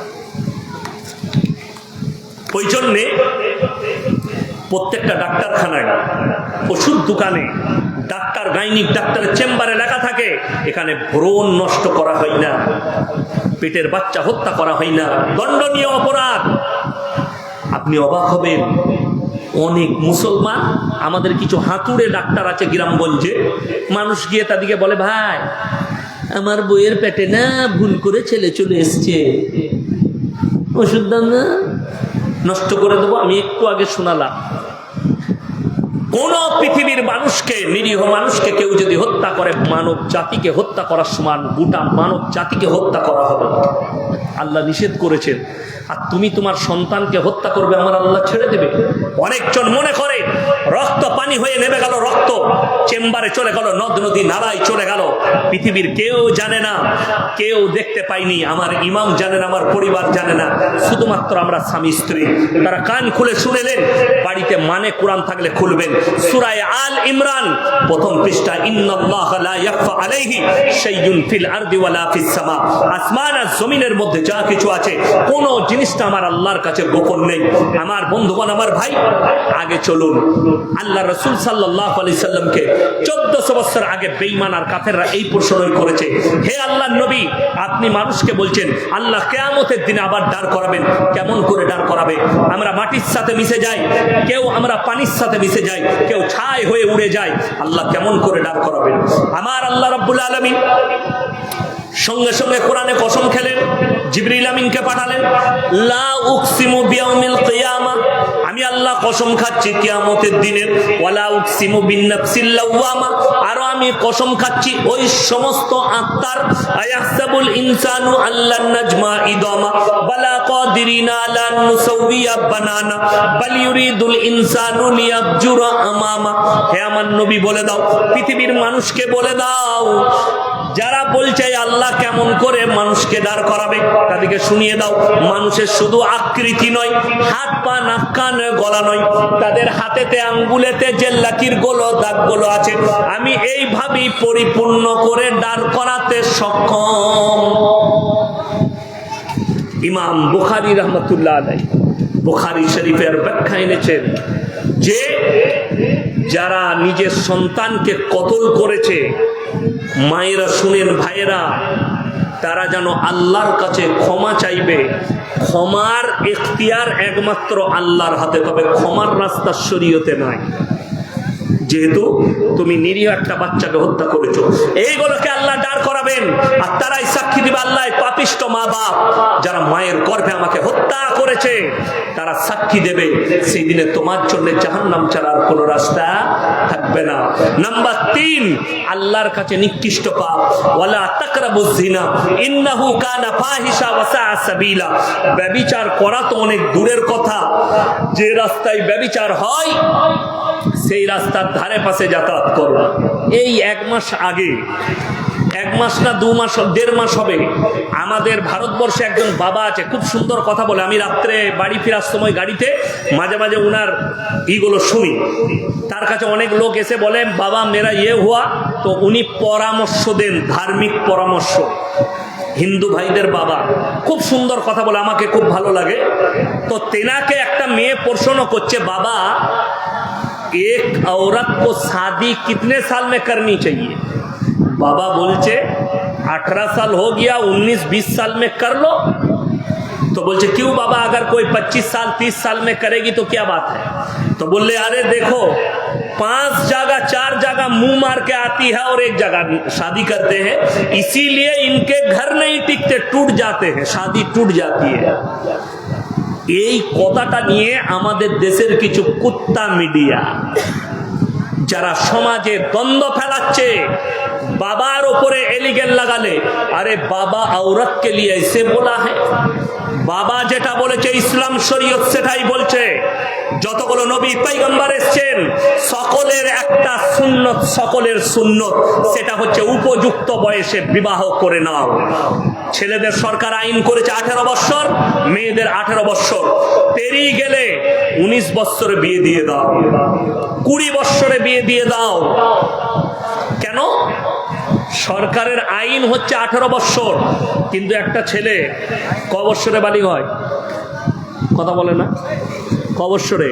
ইসলাম শুনেলেন, আমরা যেটা হাদিস কোরআন থেকে রিসার্চ করে যেটা পেয়েছি, একটা ছেলে কিংবা মেয়েটা যখন 10 বছর পার করে তখন বালিগান করিবা, বালিগ হব, যখন সেই মেয়েটা 12 বছর হয় সে বাচ্চা ধারণ করার ক্ষমতা নিয়ে আসে। একটা ছেলে 11 বছর যখন ঢুকে, বালিগান করিবা, যখন 12 বছর হয় তখন বালিগ হয়ে যায়, বাচ্চা ধারণ করার ক্ষমতা নিয়ে আসে। একটা ঘটনা 1 সপ্তাহ আগেকার বাংলাদেশে, একটা 12 বছরের সন্তান, তার হাতে বড় লোকের ছেলে, বাপ একটা মোবাইল কিনে দিয়েছে দামি। ক বছর আগে? যখন তার 10 বছর তার হাতে দিয়েছে। এই ছেলেটা একটা ফেসবুকে আইডি খুলেছে, আইডি খোলার পরে 1 বছর আগে মোচ ফোচ লাগিয়ে একটা ছবি তৈরি করেছে নিজে, দিয়ে ফেসবুকে লাগিয়েছে। এখন ওই ফটোটা দেখে এক 22 বছরের ভদ্র মহিলা, তার স্বামী আছে, সে এখন ওকে ফ্রেন্ডশিপ পাঠিয়েছে। এখন ফোনেতে ওদের প্রেম চলতে লাগলো। 1 বছর প্রেম করার পরে মেয়েটাকে বলেছে হ্যাঁ আমি তোমাকে বিয়ে করব। মেয়েটা এখন ঠিকানা দিয়েছে, খুঁজে এখন ছেলেটার বাড়িতে এসে দেখছে ছেলেটা 12 বছরের ছেলে। কথাটা বুঝতে পারেননি? 12 বছরের, আর ওর বয়স হচ্ছে 22 বছর। আমার ভাই, ইসলাম ইজ দ্য সেফটি। ইসলাম হচ্ছে সেফটি ধর্ম, যেখানে বাবা আছেন শুনেলেন। অনেকজন বলে আমি আমার সন্তানকে মহব্বত করি, মেয়েকে ভালোবাসি। আমার কালিজার টুকরা আমার ছোট মেয়ে ইফতিজা পারভিন, যেদিন থেকে 7 বছর নয় 5 বছর বয়স হয়েছে তাকে আর আমার পাশে শোয়াই না, বিছানা আলাদা করে দাও।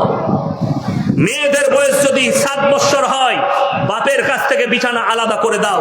মহব্বত জায়েজ, যতই কালিজার টুকরার মহব্বত করো, কিন্তু বিছানা বাপের কাছ থেকে আলাদা হবে।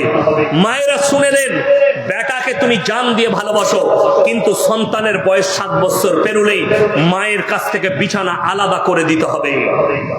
এটা শরীয়ত বললাম।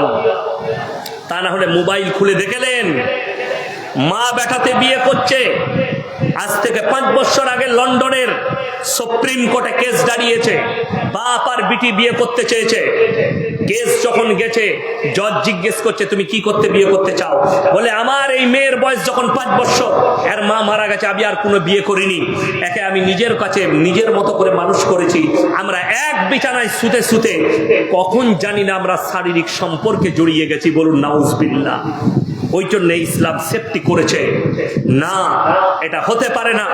আল্লাহর কাছে নিকৃষ্ট পাপের মধ্যে 3 নম্বর পাপ হচ্ছে ওয়ালা তাকরাবুজ জিনা ইন্নাহু কানা ফাহিশা ওয়া সা সাবিলা। ব্যভিচার করা তো দূরের কথা, যে রাস্তায় ব্যভিচার হয় সে রাস্তার ধারে পাশে তোমরা যাতায়াত করবে না। আমি অনেক সময় পুরুলিয়া ডিস্ট্রিক্ট যাই জলসা করতে, ধানবাদ যাই, কখনো কখনো চন্দন কিয়ারি, ধানবাদ, কাঁটা, জামশেদপুরের কাজ পর্যন্ত আমি জলসা করতে যাই। তো পুরুলিয়া ডিস্ট্রিক্ট যেতে গেলে আমার বর্ধমান জেলায় একটা টাউন পড়ে আসানসোল, এখন পশ্চিম বর্ধমান। ওই টাউনের ভেতরে একটা জায়গার নাম হচ্ছে নিয়ামতপুর, লচিপুর, যেখানে পতিতালয় আছে, দেহ ব্যবসার আড্ডাখানা আছে। 2 কিলোমিটার রাস্তার জন্যে আমি 15 কিলোমিটার আমার ড্রাইভারকে বলি ঘুরাও, ওই ভেতর দিয়ে যাওয়া যাবে না। কেন? কোরআনের প্রতি আমল করতে হবে, ওই রাস্তায় যাওয়া যাবে না। আমার বন্ধুগণ, আমার ভাই, আল্লাহ নিষেধ করেছেন কোরআনে। কিয়ামতের আলামতের মধ্যে মারাত্মক আলামত শুনেলেন, যেগুলো ছোট আলামত প্রকাশ পেয়েছে। নাম্বার 1, আল্লাহর ঘর মসজিদ, তার ভেতরে যখন দুনিয়াদারির কথা চলবে জানবে যে কিয়ামত কাছে এসছে। নাম্বার 2, রাস্তাঘাটে নারী আর পুরুষ যখন গাধার মতো জিনা করতে লাগবে, আল্লাহর নবী সাহাবীরা বললেন ইয়া রাসূলুল্লাহ, এমনও কি যুগ আসবে রাস্তাঘাটে গাধার মতো জিনা করবে? নবীজি বললেন অবশ্যই এরকম দিন আসবে। যাদের কাছে ফেসবুক আছে, মোবাইল আছে, টুইটার আছে, দেখলেন খুলে ভারতবর্ষের দামি দামি লোক রাস্তার উপরে সিন তৈরি করছে, রাস্তার উপরে গাধার মতো জিনা করছে। এইটাই হচ্ছে কিয়ামতের আলামত। নাম্বার 3, নারীরা পোশাক পরবে, তারপরেও তারা ন্যাংটো অবস্থায় থাকবে। নাম্বার 4, মিথ্যা প্রশ্রয় পাবে, সত্য বিলীন হয়ে যাবে। নাম্বার 5, মূর্খ অশিক্ষিতরা নেতৃত্ব দিবে সমাজের, আর শিক্ষিতরা চুপচাপ বসে দেখবে। এটা হচ্ছে কিয়ামতের 5টা আলামত বললাম। আগে চলুন, ইসলামী শরিয়া এত সুন্দর, জেনে রেখে দিবেন। এই দেশটার নাম হচ্ছে ভারতবর্ষ। এখানে পুলিশ প্রশাসন আছে, আইন আছে, কোর্টের ব্যবস্থা আছে, এই ভারতের সংবিধান আছে। কিন্তু ইসলামী শরিয়া যদি হয়, কোন দেশ যদি ইসলামী রাষ্ট্র হয়, সেখানে যদি ইসলামী শরিয়া থাকে, আর সেখানে যদি কোনো বিবাহিত মহিলা আর বিবাহিত পুরুষ তারা যদি পরকিয়া করে, ইসলামী আইন হচ্ছে তাদেরকে রাস্তার মধ্যেখানে জনসমক্ষে নিয়ে এসে অর্ধেকটা পুঁতে পাথর মেরে হত্যা করে দাও। কোনো অবিবাহিত ছেলে, অবিবাহিত মেয়ে তারা যদি পরকিয়া করে আর তারা যদি ধরা পড়ে যায়, তাদেরকে জনসমক্ষে নিয়ে এসে 100টা কুড়া মারো, ইস্তেগফার করাও। কেউ যদি ধর্ষণ করে, ইসলামী শরিয়া বলছে তাকে জনসমক্ষে নিয়ে এসে তার মুন্ডুচ্ছেদ করে হত্যা করে দাও। তার জন্য অন্য কোনো বিচার নেই, অন্য কোনো রাস্তা নেই, তাকে মৃত্যুদণ্ড দিয়ে দাও। ইমাম বুখারী রাহমাতুল্লাহ আলাইহি, আমার মায়েরা ভালো করে শুনবেন, ইমাম বুখারী রাহমাতুল্লাহ আলাইহি বুখারী শরীফের ব্যাখ্যা আনতে গিয়ে লিখলেন যে ওই মহিলাটাকেও ইসলামী শরীয়তে হত্যা করে দিতে হবে যে মেয়েটা বেপর্দা ভাবে নিজের পেট পিট বার করে বাজারে ঘাটে নিজের যৌবন দেখিয়ে পর পুরুষকে উত্তেজিত করবে। ইসলামী শরিয়া যদি হয়, ইসলামী আইনে ওই মহিলাটাকেও পাথর মেরে হত্যা করতে হবে। ওই জন্য কোরআনে ইসলামে নারীদের পর্দা ফরজ করা হয়েছে। ওয়াদরিব খুমুরিহিন্না আলা জুনুবিহিন, হে নারী তুমি পর্দা নির্ধারিত করো, তোমরা কোনোদিন ধর্ষিতা হবে না, তোমরা কোনোদিন লাঞ্ছিত হবে না। আমার বন্ধুগণ, আমার ভাই, অনুরোধ করে বলছি, যারা পর্দা বুঝতে পারেননি, কেন বললাম ইসলামে মেলা হারাম, এই জন্যই বলেছি। কোরআন সূরা ইউসুফ একদম প্রথম পৃষ্ঠায় আছে, ইন্না শাইতানা লিল ইনসানি আদুব্বুম মুবিন। হে আমার নবী, বলে দাও, শয়তান হচ্ছে মানুষের প্রকাশ্য দুশমন। নির্জনে একজন নারী আর পরপুরুষ যদি এক কাছে হয়, সেখানে তৃতীয় নম্বর হাজিরি দেয়, তার নাম হচ্ছে শয়তান। আর শয়তান পাক্কা দুশমন। মেলাতে কি ঘটে? 5টা ছেলে 5টা মেয়ে ভিড়ের মধ্যে ঘুরছে। শয়তান যুবককে বলবে ভিড় আছে, চালিয়ে দে, এরকম করে মেরে দিয়ে পালিয়ে। ঠিক বললাম না? বলবো। আর আমাদের সমাজে একটা কথা আছে, হাসি তো ফাঁসি। কেউ যদি হাসে, ফেসে গেল, যা বুঝে করো। এখন তো কষ্টটা ওইটাই। আজ মুসলমান যদি জিনাটা বুঝতো, হারাম আর হালালটা বুঝতো, তাহলে নিজের বিটিকে, আপনাদেরকে বলে দিই, পর্দা কি। একটা পালস চকলেটের দাম কত বাবা? এই তাড়াতাড়ি বলুন। পালস চকলেটের দাম মাত্র 1 টাকা। সেই চকলেটটা প্যাকেটের মধ্যে থাকে না খোলা থাকে? খোলা থাকে প্যাকেটে। কোন দোকানদার ভাই, সে যদি প্যাকেট থেকে খুলে ওটা যদি রেখে প্লেটে বিক্রি করে, কেউ কিনবে? কেন? ধুলো পড়ে গেছে, মাছি বসেছে, এটাই আমার ক্ষতি হবে, আপনি খাবেন না ওই চকলেট। হে আমার বন্ধুগণ, 1 টাকার চকলেট প্যাকেট থেকে বার করে দেওয়ার কারণে আপনার কাছে ইজ্জত নষ্ট হয়ে গেল। 1 টাকার চকলেটের ইজ্জত বুঝতে পেরেছেন, নিজের মায়ের ইজ্জত বুঝতে পারলেন না, নিজের বিটির ইজ্জত বুঝতে পারলেন না, নিজের বোনের ইজ্জত বুঝতে পারলেন না। দুঃখ আরো একটা শোনাই। ইনি আর আমি ধরলেন ক্লোজ বন্ধু অন্তরে। আচ্ছা, অন্তরের বন্ধু হলে ইয়ার কি হয় না মজাক হয়। আমাকে অনেকজনা বক্তব্য শুনে মনে করে লোকটা খুব কড়া লোক। আমি কড়া নই, নরম মানুষ। ভাষাটাই আমার কড়া। কেন? আমি চাই সমাজ পরিবর্তন হোক। ইনি আমার ক্লোজ বন্ধু। আপনার যদি কোনো ক্লোজ বন্ধু থাকে, ইয়ার কি পোস্টামি হয়, সে যদি মজাক করে বলে, ভাই তোর বইয়ের ব্লাউজের সাইজ কত, ঝগড়া হবে না মহব্বত থাকবে? কথা বলে না এরা? ঝগড়া হয়ে যাবে। এই বন্ধুত্ব সম্পর্ক শেষ। যেহেতু এত বড় কথা বলেছিস আমার বইয়ের জন্য, তোর এত বড় আসপর্দা। দুঃখ, তোমার বন্ধু খালি মুখেতে তোমার কাছে, তোমার বউকে নয়, তোমাকে জিজ্ঞেস করেছে তোর বইয়ের ব্লাউজের সাইজ কত, আপনি রেগে গেলেন, সম্পর্ক ছিন্ন করলেন। দুঃখের বিষয়, আপনার বিবিকে আপনি ধুলিয়ান বাজারে ঠেলে দিয়েছেন, উমরপুরে ঠেলে দিয়েছেন। বাজারে চলে যা, একটা পর পুরুষ বসে আছে দোকানে, আপনার বিবি গিয়ে বলছে, দাদা একটা 36 সাইজের আমার ব্লাউজ দেন তো। তখন তোকে লজ্জা লাগে না? এ কথা বুঝাতে পারলাম আমি কিছু? আমি খুব স্যাম্পল ভাবে মুদা বাংলায় বলছি, শুদ্ধ বাংলায় নয়।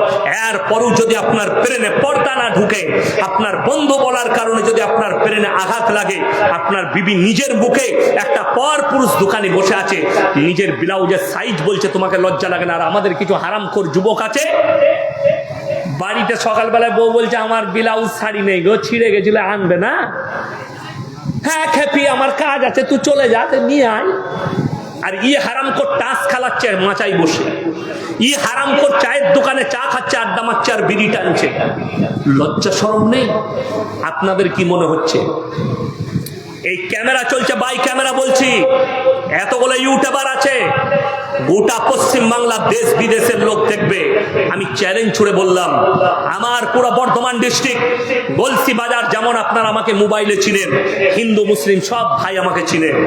আমার বাজারে যদি কেউ বলে দিতে পারে ইয়াসিন সাহেবের স্ত্রী, ইয়াসিন সাহেবের মা দোকানে বসে একটা রুমাল কিনেছে, আমি এই সুতি থানায় এসে বাই ক্যামেরা চালিয়ে আপনার জুতোর মালা পরে যাব।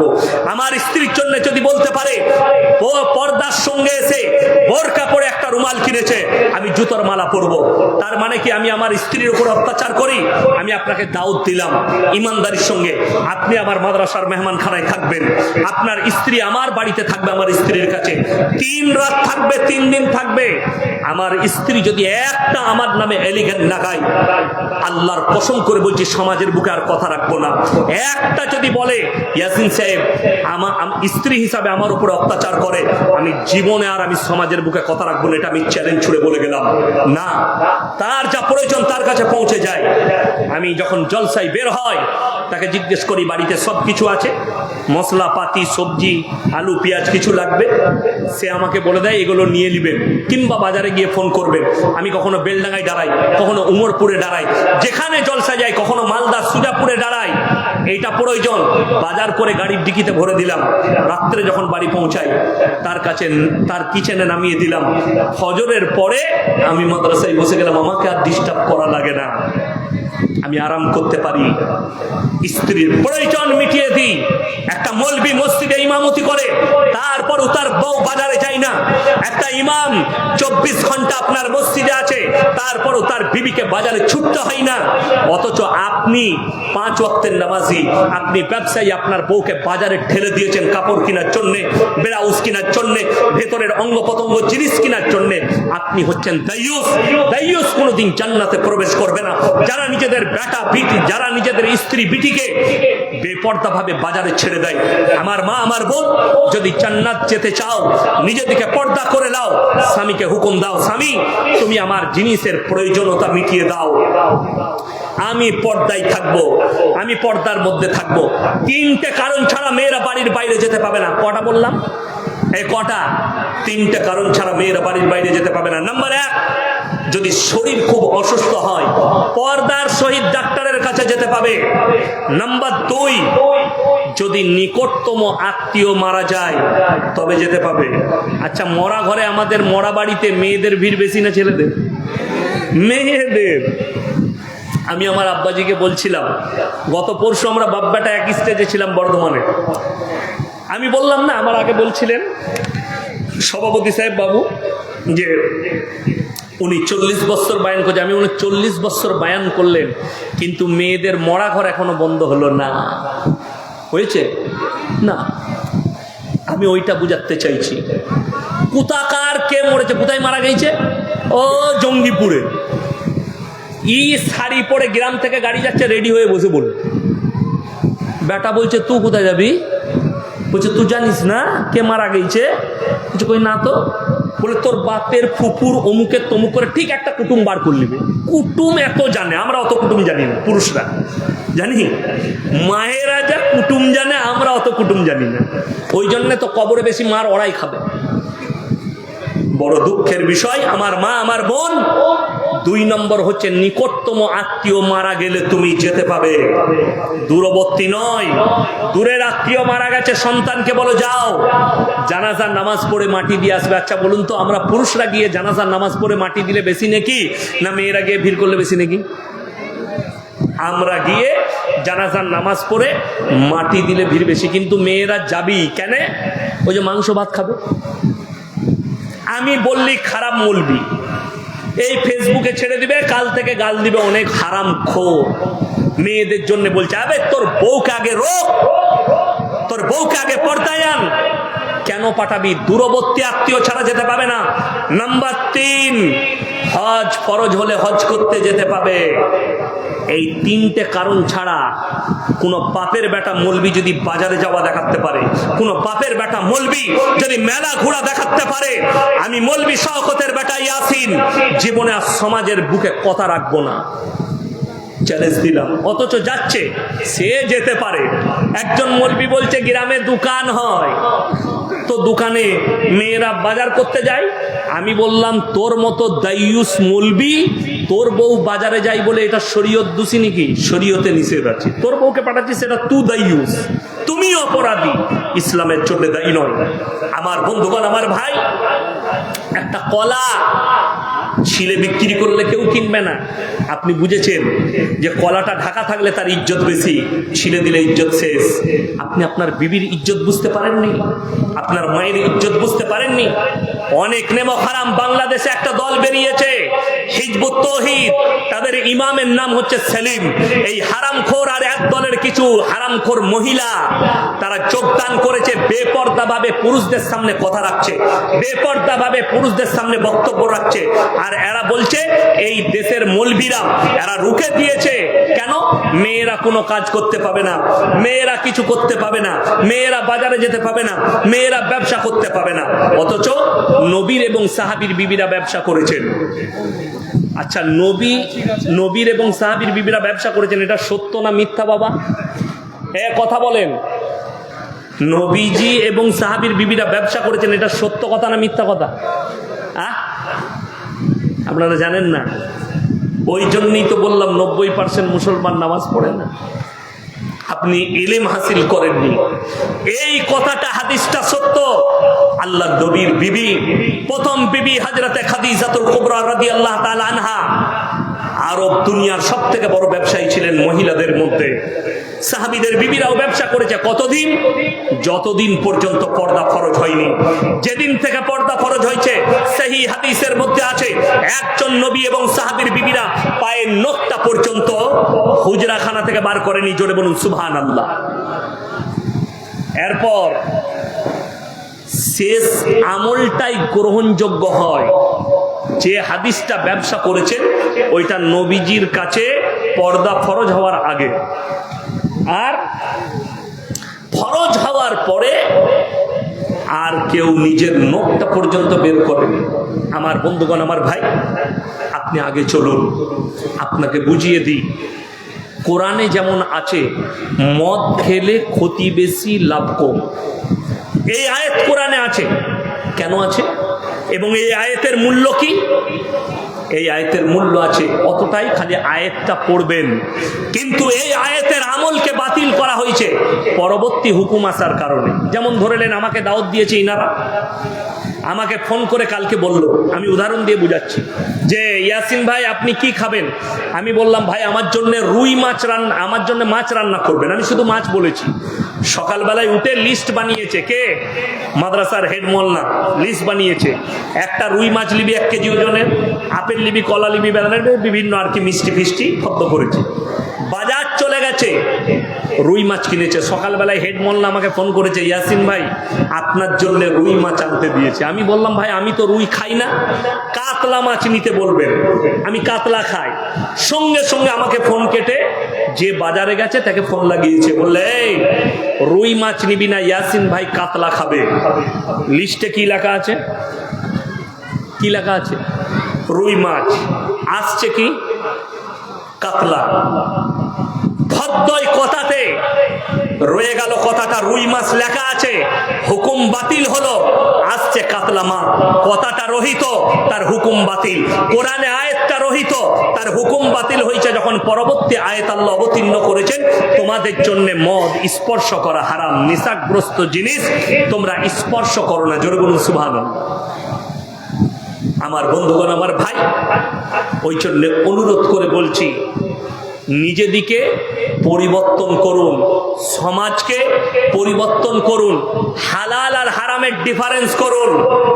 নারীদিকে বলছি তোমরা নামাজি হও, পর্দার মধ্যে এসো, জিনা থেকে নিজেদিকে বাঁচো। কোরআনে আছে ইল্লা আলা আজওয়াজিহিম আও মা মালাকাত আইমানুহুম ফাইন্নাহুম গায়রু মালুমিন ফামান ইত্তাকা ওয়ারা যালিকা ফাউলাইকা হুমুল আদুন। হে আমার নবী বলে দাও, তোমরা তোমাদের স্ত্রীর সঙ্গে ভালো ব্যবহার করো।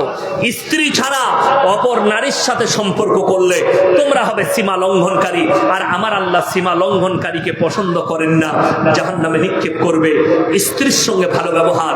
আল্লাহ তাআলা মুমিনদের আখলাক বর্ণনা করতে গিয়ে বলেছেন, মুমিনদের মারাত্মক আখলাক তারা যেন নিজেদের লজ্জা স্থানের রক্ষণাবেক্ষণা করে।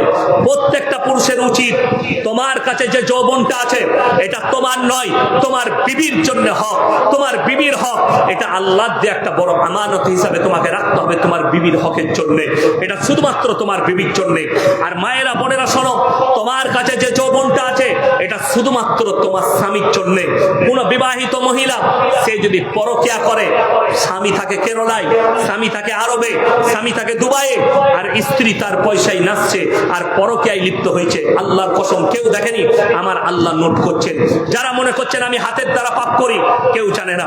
যারা মনে করছেন চোখের দ্বারা পাপ করি, কেউ জানে না। যারা মনে করছেন আমি অন্তরের দ্বারা পাপ করি, কেউ জানে না।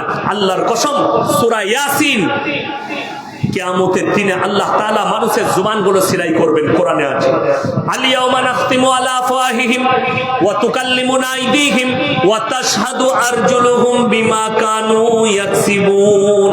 হে আমার নবী, পৃথিবীর মানুষকে বলো, আমি তাদের জবানগুলো সিলাই করে দেব। তাদের হাত কথা বলবে, তাদের চোখ কথা বলবে, তাদের অঙ্গ প্রত্যঙ্গকে আমি আল্লাহ কথা বলার যোগ্যতা দান করব। তারা মুখের দ্বারা কথা বলতে পারবে না, তাদের অঙ্গ প্রত্যঙ্গরা সাক্ষী দেবে। আর কিয়ামতের দিনে তোমরা পাকড়াও হয়ে যাবে। অপর জায়গায় আমার আল্লাহ বললেন, ইকরা কিতাবাক কাফা বিনাফসিকা আল-ইয়াওমা আলাইকা হাসিবা। আমি আল্লাহ এত সহজে হিসাব নেব? প্রত্যেকটা মানুষের হাতে, নারী পুরুষের হাতে তাদের আমলনামা ধরানো হবে এবং আল্লাহ বলে দিবেন, তোমরা নিজের মুখে নিজের আমলনামা পড়ে শোনাও। সবাই হাত তুলে বলুন, আমরা আজ থেকে ইমানদার হব। জোরে বলুন ইনশাআল্লাহ। ইমানের উপরে টিকুন। এরপরে লাস্টে বলবো, তিনটে ব্যক্তি যদি আপনাদের কাছে কোনোদিন হাত পাতে, তার হাতকে ফিরাবেন না। এই তিনটে ব্যক্তির দোয়াকে আল্লাহ সঙ্গে সঙ্গে কবুল করেন। তিনজন কে কে? ওয়া আতিদাল কুরবা হাক্কাহু ওয়াল মিসকিন ওয়া ইবনাস সাবিলি ওয়া লা তুবাদদির তাবদীরা ইন্নাল মুবাদদিরিনা কানু ইখওয়ানাশ শায়াতিন ওয়া কানাশ শাইতানু লিরাব্বিহি কাফুরা। হে আমার নবী, বলে দাও, যারা অপব্যয় করে, ইন্নাল মুবাদদিরিনা কানু ইখওয়ানাশ শায়াতিন, হালাল টাকা, ইনকাম করা টাকা, আপনি সেই টাকা যদি লটারিতে খরচ করেন, গান বাজনায়, ইসলাম বিরোধী মদ, গাঁজা, নারী, ইসলাম বিরোধী কাজে খরচ করেন, তারা হচ্ছে শয়তানের ভাই। শয়তান জাহান্নামে যাবে। যারা অপব্যয় করবে জেনে শুনে, তারাও জাহান্নামে প্রবেশ করবে। আমার বন্ধুগণ, এক নম্বর হচ্ছে ওয়া আতিদাল কুরবা। তোমার কাছের গরিব যদি তোমার কাছে হাত পাতে, তার হাতকে জীবনে ফিরিও না। কেন? এই কাছের গরিব যে আছে, তুমি সব সময় ভাববে, 1 টাকা যদি দিতে পারেন আল্লাহর কাছে কাঁদবেন, আল্লাহ তুমি আমাকে দেনেওয়ালা বানিয়েছো, আমাকে হাত পাতনাওয়ালা বানাওনি। ওয়াল ইয়াতামা ওয়াল মাসাকিন, এতিম আর মিসকিন যদি হাত পাতে, তাদের হাতকে ফিরিও না। ওয়াবনাস সাবিলি ওয়া লা তুবাদদির তাবদীরা, আর মুসাফির যদি হাত পাতে, তাদের হাতকে ফিরিও না। আমার বন্ধুগণ, আমি আপনাদের কাছে আজকের এই মজমায় সব থেকে বড় মুসাফির। 200 কিলোমিটার রাস্তা অতিক্রম করে এলাম, আবার আমি অতটাই যাব। কালকে আবার আমার জলসা আছে মালদা ডিস্ট্রিক্টে, আবার আমাকে আসতে হবে বিকেলে, জোহরের পরে, জুম্মার পরে বেরিয়ে। আমার ভাই, আমি আপনাদের কাছে অনুরোধ করব, আমি ইয়াসিন গুনাহগার। এই যে মাদ্রাসায় এতিম আর মিসকিন বাচ্চিরা আছে, যারা ইলম হাসিল করছে, কোরআন এক বড় মুকাদ্দাস কিতাব। এই কোরআনের মহব্বতে, এতিম আর মিসকিনের মহব্বতে, এই মুসাফির, এতিম, মিসকিন আর কাছের গরিব, এরা যদি আল্লাহর কাছে দোয়া করে, আল্লাহ সঙ্গে সঙ্গে কবুল করলেন। আমি মুসাফির হিসাবে বলছি, আমার ভাই, এই মাদ্রাসার জন্য, এতিম মিসকিনদের জন্য 1 নম্বর ভাই 5 জন, 5 ওয়াক্তের নামাজ, তার মধ্যে 1 নম্বর ভাই 5,000 টাকা কে আছেন? একজন হাত তুলেন তো, যে এই মাদ্রাসায় আমি 5,000 টাকা দেবো ইনশাআল্লাহ। দেখি কোন আল্লাহর বান্দা আমার সাথে মুলাকাত করে যান। 5,000 টাকা আমি চেয়েছি আল্লাহর ওয়াস্তে। 5,000 টাকা কেউ আছেন? একজন আল্লাহর বান্দা আমার সঙ্গে মুলাকাত করে যাবে, যে আল্লাহ আমাকে দিয়েছে, ইনশাআল্লাহ সাদকায়ে জারিয়া এই মাদ্রাসার জন্য আমি যেন কিয়ামত পর্যন্ত শুয়ে শুয়ে নেকি পাই, এরকম একজন আল্লাহর বান্দা কে আছেন 5,000 টাকা দিবেন আমার সঙ্গে মোলাকাত করে, 5,000 টাকা মাত্র। একজন আল্লাহর বান্দা কোরআনের মহব্বতে, রসুলের মহব্বতে, এই এতিম আর মিসকিনদের মহব্বতে আমি মুসাফির আপনাদের কাছে হাত পাচ্ছি। কে আছেন, কে একজন আল্লাহর বান্দা আছেন, একটু এসে ওয়াদা করে যান যে 5,000 টাকা দিবেন। আল্লাহর একজন বান্দা কে আছেন, তাড়াতাড়ি বলুন 5,000 টাকা। একজন কেউ নেই এই মজমায় আল্লাহর বান্দা যে 5,000 টাকা দিবেন ইনশাআল্লাহ? একটু তাড়াতাড়ি হাত তুলেন। কে আছেন 5,000 টাকা দিবেন? আল্লাহ রাসূল সাল্লাল্লাহু আলাইহি সাল্লাম বলেছেন, জাকিরা গচ্ছিত সম্পদ, কিয়ামতের দিনে মানুষ কাঁদবে, আমি যদি আরো কিছু টাকা দান করে আসতাম আজকে আমার জন্য মঙ্গল হতো। তাই আমার ভাই, আমার বন্ধুগণ, আমি আপনাদেরকে অনুরোধ করব, একজন আল্লাহর বান্দা কে আছেন নিজের বাবার জন্য, মায়ের জন্য, আত্মীয় স্বজনের জন্য 5,000 টাকা দেবেন আল্লাহর ওয়াস্তে। কি নাম? কোনটা? কত? 5,000? 5,000 পরে দিবেন। আমি দোয়া করছি আপনার জন্য ইনশাল্লাহ। ইনশাল্লাহ ইনি 10,000 টাকা দিয়েছেন প্রধান সাহেব, এখন লগত 5,000, 5,000 বাকি ইনশাল্লাহ। আচ্ছা, জগদাই বাড়ি সেলিম ভাই, তিনি 12,000 টাকা দিয়েছেন। আল্লাহ তাআলা আমাদের প্রধান সাহেবের জানেমালে ইজ্জতে বরকত দেখ। উনি 10,000 টাকা, তার মধ্যে 5,000 টাকা নগদ, 5,000 টাকা বাকি। আল্লাহ উনার হায়াতে বরকত দেখ, রুজি রোজগারে আল্লাহ বরকত দেখ। আমার ভাই 2 জন হয়েছেন। 3 নম্বর আমি 5,000 করে চেয়েছি, 3 নম্বর কেউ আছেন? 3 নম্বর ব্যক্তি কেউ আছেন 5,000 টাকা? ইনশাল্লাহ হাত তুলেন দেখি কে আছেন। আমার কোন আল্লাহর বান্দা আছেন? মাত্র 5,000 টাকা মিছে। মাশাআল্লাহ, একজন মা 1100 টাকা দিয়ে পাঠিয়েছেন। আল্লাহ দানকে কবুল করুক, নেক নিয়তকে আল্লাহ পুরো করুক, কারোবারে আল্লাহ বরকত দান করুক, রুজি রোজগারে আল্লাহ বরকত দেখ। আমার ভাই আর কে আছেন? আমি 5,000 টাকা বলেছি। 3 নম্বর কেউ নেই, কোনো আল্লাহর বান্দা নেই। একটা 12,000, একটা 10,000 হয়েছে। আমি বলবো আর একজন ভাই 5,000 টাকা কে আছে? কোন আল্লাহর বান্দা আছেন? মাদ্রাসা চলবে, আপনি আস্তে আস্তে দিবেন, ওয়াদা করুন। কে আছেন? কোন আল্লাহর বান্দা আছেন? মাত্র 5,000 টাকা বলেছি ইনশাল্লাহ। কে আছেন? আমার কোন ভাই আছেন? একটু তাড়াতাড়ি বলি ইনশাল্লাহ। 5,000 টাকা বলেছি আল্লাহর ওয়াস্তে। আল্লাহর নবী মক্কা নগরীতে এলান করলেন, ওয়ামা ইউকরিদুল্লাহ কারদান হাসানা। আল্লাহর রাস্তায় কে কি কারদে হাসানা দিবে বল? আল্লাহর নবী সাহাবীরা নিজেদের জান মালের কুরবানি করেছে আল্লাহর রাস্তায়। আজকে আপনাকে জান দিতে হবে না, শুধুমাত্র আপনার মালের কুরবানি করবেন, তাহলেই হবে। একজন ভাইকে আছেন 5,000 টাকা, একটু ওয়াদা করুন আল্লাহর ওয়াস্তে, পরকালের জন্য, মরণের পরের জন্য। আমার মা বোনদের মধ্যে যদি কেউ থাকেন এই কচি কাঁচা এতিম মিসকিনের জন্য, এই মাদ্রাসা বেনামে একজন ভাই 500 টাকা দিয়েছেন। মাশাআল্লাহ, আল্লাহ দানকে কবুল করুক, নেক নিয়তকে আল্লাহ পুরো করুক, কারবার আল্লাহ বরকত দেখ। আমার ভাই আচ্ছা, এই দেখেন 12,000 টাকা যেটা বললেন ভাইজান, লগত দিয়ে দিয়েছেন 12,000 টাকা। মাশাআল্লাহ, আল্লাহ উনার হায়াতে বরকত দেখ, উনার রুজি রোজগারে আল্লাহ বরকত দেখ। আমার ভাই আর কে আছেন?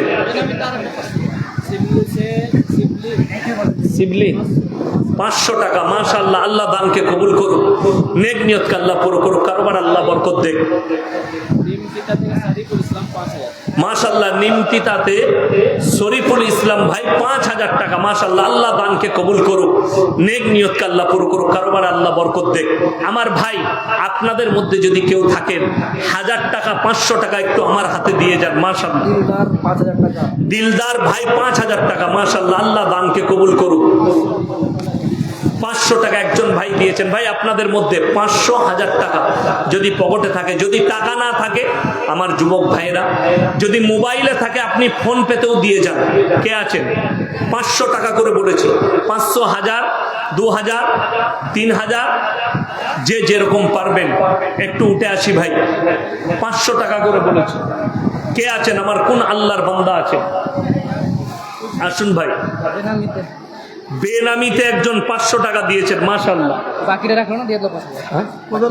আচ্ছা, প্রধান সাহেবের যে বাকি ছিল 5000, ওটাও দিয়ে দিলেন, মাশাআল্লাহ। লগো আল্লাহ দানকে কবুল করুক, নেক নিয়তকে আল্লাহ পুরো করুক, কারবার আল্লাহ বরকত দেখ। আমার ভাই আর কে আছেন? 500 টাকা, 1000 টাকা, 2000, 3000 যদি আমার কোনো আল্লাহর বান্দা থাকে।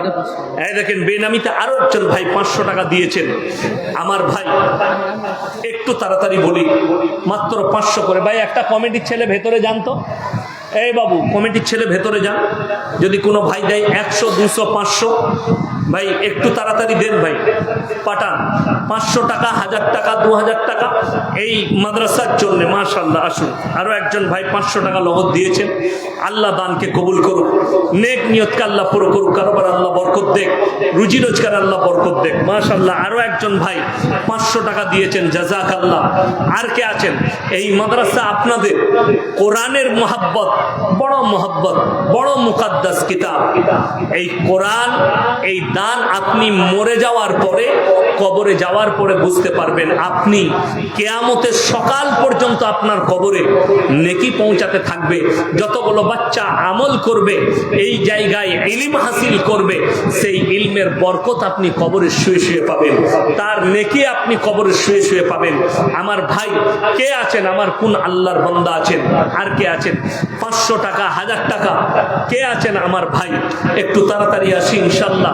500 টাকা, 1000 টাকা বলেছি, জাযাকাল্লাহ। আরো একজন বাচ্চা 200 টাকা দিয়ে গেল। আল্লাহ দানকে কবুল করুক, নেক নিয়তকে আল্লাহ পুরো করুক। বেনামিতে আরো একজন 500 টাকা দিয়েছে, মাশাআল্লাহ। আরো একজন 200 টাকা, আরো একজন ভাই 100 টাকা দিয়েছেন, জাযাকাল্লাহ। আল্লাহ দানকে কবুল করুক, নেক নিয়তকে আল্লাহ পুরো করুক, মাশাআল্লাহ। আসুন, আরো একজন ভাই চাচা আমার লগত 500 টাকা দিয়েছেন। আল্লাহ হায়াতে বরকত দেখ, ওনার রুজি রোজগারে আল্লাহ বরকত দেখ। আমার ভাই আর কে আছেন? আমার কোন আল্লাহর বান্দা আছেন? 500 টাকা, 200 টাকা, 1000 টাকা, 5000 টাকা কে আছেন? আমার কোন ভাই আছেন? 5000 করে 2 জন হয়েছে, আরো 3 জন হলে আলহামদুলিল্লাহ খুব ভালো হতো, 5000 করে।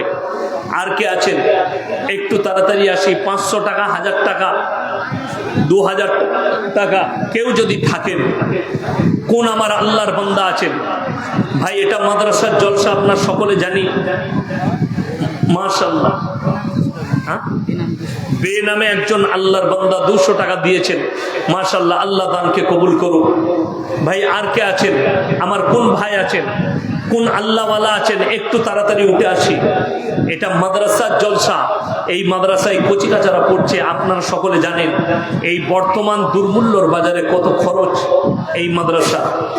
আল্লাহর নবী, মাশাআল্লাহ। বেনামে আরো 500 টাকা, মাশাআল্লাহ। আর কে আছেন? আমার কোন ভাই আছেন? একটু তাড়াতাড়ি আসি। মায়েদের মধ্যে যদি কেউ থাকেন, 200, 100, 500 মায়েরা একটু পাঠান। একজন বাচ্চা 50 টাকা দিয়েছে, আল্লাহ তুমি তার হায়াতে বরকত দাও, তাদের রুজি রোজগারে আল্লাহ বরকত দাও। আমার ভাই আর কে আছেন? কোন আমার আল্লাহর বান্দা আছেন? দেখুন, বেনামে আবার একজন 100 টাকা দিয়েছেন, মাশাআল্লাহ। আল্লাহ দানকে কবুল করুন। ভাই একটু আসি, তাড়াতাড়ি আসি। 500 টাকা, 1000 টাকা যারা আছেন, পকেটে টাকা এনেছেন।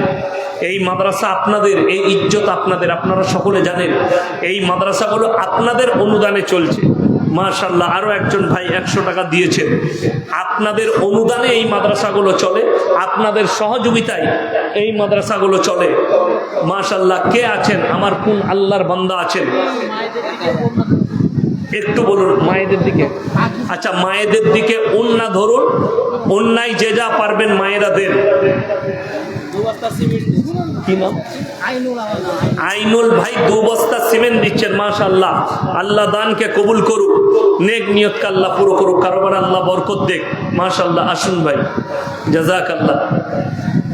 কে আছেন? বেনামে একজন ভাই 130 টাকা দিয়েছেন, মাশাআল্লাহ।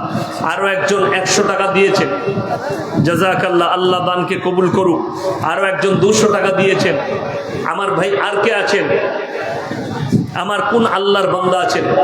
একটু তাড়াতাড়ি আসি। জাযাকাল্লাহ। 700 টাকা দিলেন একজন বাচ্চা। আল্লাহ ওনার হায়াতে বরকত দাও, রুজি রোজগারে আল্লাহ বরকত দাও। আচ্ছা, দিলদার ভাই লগত দিয়ে দিল 5000 টাকা। মাশাআল্লাহ। আল্লাহ দানকে কবুল করুক, নেক নিয়তকে আল্লাহ পুরো করুক, কারোবারে আল্লাহ রুজি রোজগারে হায়াতে বরকত দেখ। আমার ভাই আর কে আছেন? আর কোন ভাই আছেন? কোন আল্লাহওয়ালা আছেন এই মাদ্রাসার জন্যে, এই দ্বীনি প্রতিষ্ঠানের জন্যে? এই দ্বীনি প্রতিষ্ঠান আপনাদের, এই দ্বীনি প্রতিষ্ঠান আপনাদের এবং আমাদের, এই ইজ্জত আমাদের, এই বাচ্চাগুলো কচি কাঁচাগুলো সব আমাদের। আচ্ছা, হ্যাঁ, মাশাআল্লাহ। শরীফুল হক নিমতি তার ভাই 5000 দিয়েছিলেন, উনি আরো 5000 দিচ্ছেন আব্বা মায়ের জন্য। আল্লাহ উনার আব্বা মাকে জান্নাতবাসী করুক, তিনাদের কবরের দিকে আল্লাহ জান্নাতুল ফিরদাউসের দরজা খুলে দেখ। আল্লাহ উনার হায়াতে বরকত দেখ, আল্লাহ কারোবারে বরকত দেখ। আমার ভাই আর কে আছেন? আমার কোন আল্লাহর বান্দা আছেন? এই দেখুন, আরো একজন ভাই 100 টাকা নগদ দিয়েছেন। আল্লাহ দানকে কবুল করুক, জানে মালে ইজ্জতে বরকত দেখ। আমার ভাই আর কে আছেন? আমার কোন আল্লাহর বান্দা আছেন? একটু তাড়াতাড়ি আসি ইনশাআল্লাহ, একটু তাড়াতাড়ি আসি, তাড়াতাড়ি আসি। এই মসজিদ, এই মাদ্রাসা আপনাদের, এই কচি কাঁচাগুলো, এতিমগুলো যারা ইলম হাসিল করছে। আরো একজন ভাই 200 টাকা দিলেন। আল্লাহ দানকে কবুল করুক। আমার ভাই আপনাদের মধ্যে কে কে আছেন? আপনাদের কাছে একটা রুমাল পাঠাচ্ছি, ওই রুমালে 100, 200, 500, 50, 10, 20, 5 টাকা 10 টাকা হলেও আপনারা দিবেন। এখানে একটা রুমাল পাঠান তো, কই গো, একটা কাপড় পাঠিয়ে দেন। মাশাআল্লাহ। আরো একজন ভাই 500 টাকা দিয়েছে। বাবু এখানে একটা রুমাল পাঠাও তো। এখানে ব্যাগ পাঠিয়েছেন। মাশাআল্লাহ। আপনাদের কাছে ব্যাগ গেছে, ওই ব্যাগেতে যে যা পারবেন দেন। 10 টাকা, 100 টাকা, 200 টাকা, 50 টাকা, 500 টাকা, যে যা পারবেন দেন। এই মাদ্রাসা আপনাদের, ইজ্জত আপনাদের। বড় দোয়া পাবেন, কোরআনের বরকত, বড় বরকত। আপনার টাকাটা এখানে দিচ্ছেন, আপনি মনে রাখবেন এটা কবরের জন্য ব্যাংক ব্যালেন্স আপনার, দুনিয়ার নয়, কবরের ব্যাংক ব্যালেন্স। আপনি মরণকাল চলে যাবেন, কিয়ামত পর্যন্ত নেকি পাবেন। ওয়ালাইকুম সালাম। আল্লাহ। আচ্ছা, সিবলিস ভাই 500 দিয়েছিলেন, আরো 500 টাকা দিলেন। আরো একজন ভাই 100 টাকা দিলেন। মাশাআল্লাহ। আল্লাহ দানকে কবুল করুক, নেক নিয়তকে আল্লাহ পুরো করুক, কারোবার আল্লাহ বরকত দেখ, রুজি রোজগার আল্লাহ বরকত দেখ। আমার ভাই আর কোন আল্লাহর বান্দা আছেন এই শেষ সময়ে, শেষ টাইমে কে আছেন? আমার পরবর্তী বক্তা চলে এসেছেন, আমি মাত্র আর 2-4 মিনিট আপনাদের কাছে চাইব, 2-4 মিনিট। মাশাআল্লাহ, আসুন। জাযাকাল্লাহ। আরো একজন ভাই, যুবক ভাই 100 টাকা দিয়ে গেলেন। আল্লাহ দানকে কবুল করুক, হায়াতে বরকত দেখ, রুজি রোজগারে বরকত দেখ। আমার প্রত্যেকটা দিনী ভাইকে অনুরোধ, আপনারা নামাজি হন, দিনদার হন, নিজের পরিবারকে পর্দায় রাখুন, হারাম হালালের বিচার করতে শিখুন, হারামকে অ্যাভয়েড করুন, হালালকে গ্রহণ করুন। আল্লাহ আমাদের সকলকে হালালের উপরে চলার তৌফিক দান করুন। আল্লাহ তাআলা আমাদের সকলের জানেমালে ইজ্জতে বরকত দেখ। আল্লাহ তাআলা এই মাদ্রাসার জলসা কমিটিকে আল্লাহ কবুল করে লেখ। মাশাআল্লাহ। আরো একজন ভাই 100 টাকা দিয়েছেন। এই মাদ্রাসার জলসা কমিটিকে আল্লাহ কবুল করে লেখ। মাদ্রাসার সেক্রেটারি, ক্যাশিয়ার, যত জিম্মেদার আছেন, আল্লাহ সকলের হায়াতে বরকত দেখ, রুজি রোজগার আল্লাহ বরকত দেখ। আমার ভাই যারা আপনারা মাদ্রাসার জন্য, কোরআনের জন্য হাত বাড়িয়েছেন, আল্লাহ যেন সকলের দিকে রহমতের হাত বাড়িয়ে দেয়, এই দোয়া করছি। মাশাআল্লাহ। আরো একজন 100 টাকা দিয়েছেন, আর একজন ভাই 400 টাকা দিয়েছেন। আল্লাহ দানকে কবুল করুক, নেক নিয়তকে আল্লাহ পুরো করুক। ভাই যারা এই কোরআনের জন্য, এই এতিম মিসকিনের জন্য হাত বাড়িয়েছেন, আমি দোয়া দেবো আল্লাহ তাদের সকলের দিকে যেন রহমতের হাত বাড়িয়ে দেয়। আল্লাহ যেন সকলের জানে মালে ইজ্জতে বরকত দেয়। এই মাদ্রাসায় যতগুলো আমাদের কচি কাঁচা পড়াশোনা করছে, আল্লাহ তাদের সকলকে ইলমে নাফিয়া আমাদের সলিহা দান করুক। মাদ্রাসার পড়ানে ওয়ালাকে আল্লাহ কবুল করে লে। যত শিক্ষক শিক্ষিকা আছেন, আল্লাহ সকলকে কবুল করে লে। জাযাকাল্লাহ। এই দেখেন আরো একজন ভাই আমার কোচি, সে 200 টাকা দিল। আল্লাহ তার হায়াতে বরকত দেখ, আল্লাহ কামিয়াবি দান করুক, দুনিয়া এবং আখিরাতে আমাদের সকলকে আল্লাহ কামিয়াবি দান করুক। মাশাআল্লাহ। আরো একজন ভাই 150 টাকা দিয়েছেন। ভাই মায়েদের কাছে ওড়না গেছে, আপনারা যে যা পারবেন দেন। আর আপনাদের কাছে থলি গেছে, থলিতে 1 টাকা 2 টাকা 10 টাকা 5 টাকা 500 টাকা 50 টাকা, আল্লাহ যাকে যেরকম ওয়াকাত দিয়েছে দিবেন। আপনারা আমার জন্য দোয়া রাখুন, আমি আপনাদের জন্য দোয়া রাখি। ওমা আলাইনা ইল্লাল বালাগ। আসসালামু আলাইকুম ওয়া রাহমাতুল্লাহি ওয়া বারাকাতুহু। আরো একজন ভাই 200 টাকা দিয়েছেন, মাশাআল্লাহ, আল্লাহ দানকে কবুল করুক। আসুন ভাই, আরো একজন ভাই 100 টাকা দিয়েছেন, 200, মাশাআল্লাহ, আল্লাহ দানকে কবুল করুক। আসসালামু আলাইকুম। আসসালামু আলাইকুম ওয়া রাহমাতুল্লাহি ওয়া বারাকাতুহু। আমরা এতক্ষণ ধরে বক্তব্য শুনছিলাম জনাব কারি মাওলানা ইয়াসিন সাহেব হাফেজাহুল্লাহ। বর্তমান মাওলানা সাহেব বক্তৃতা জগতে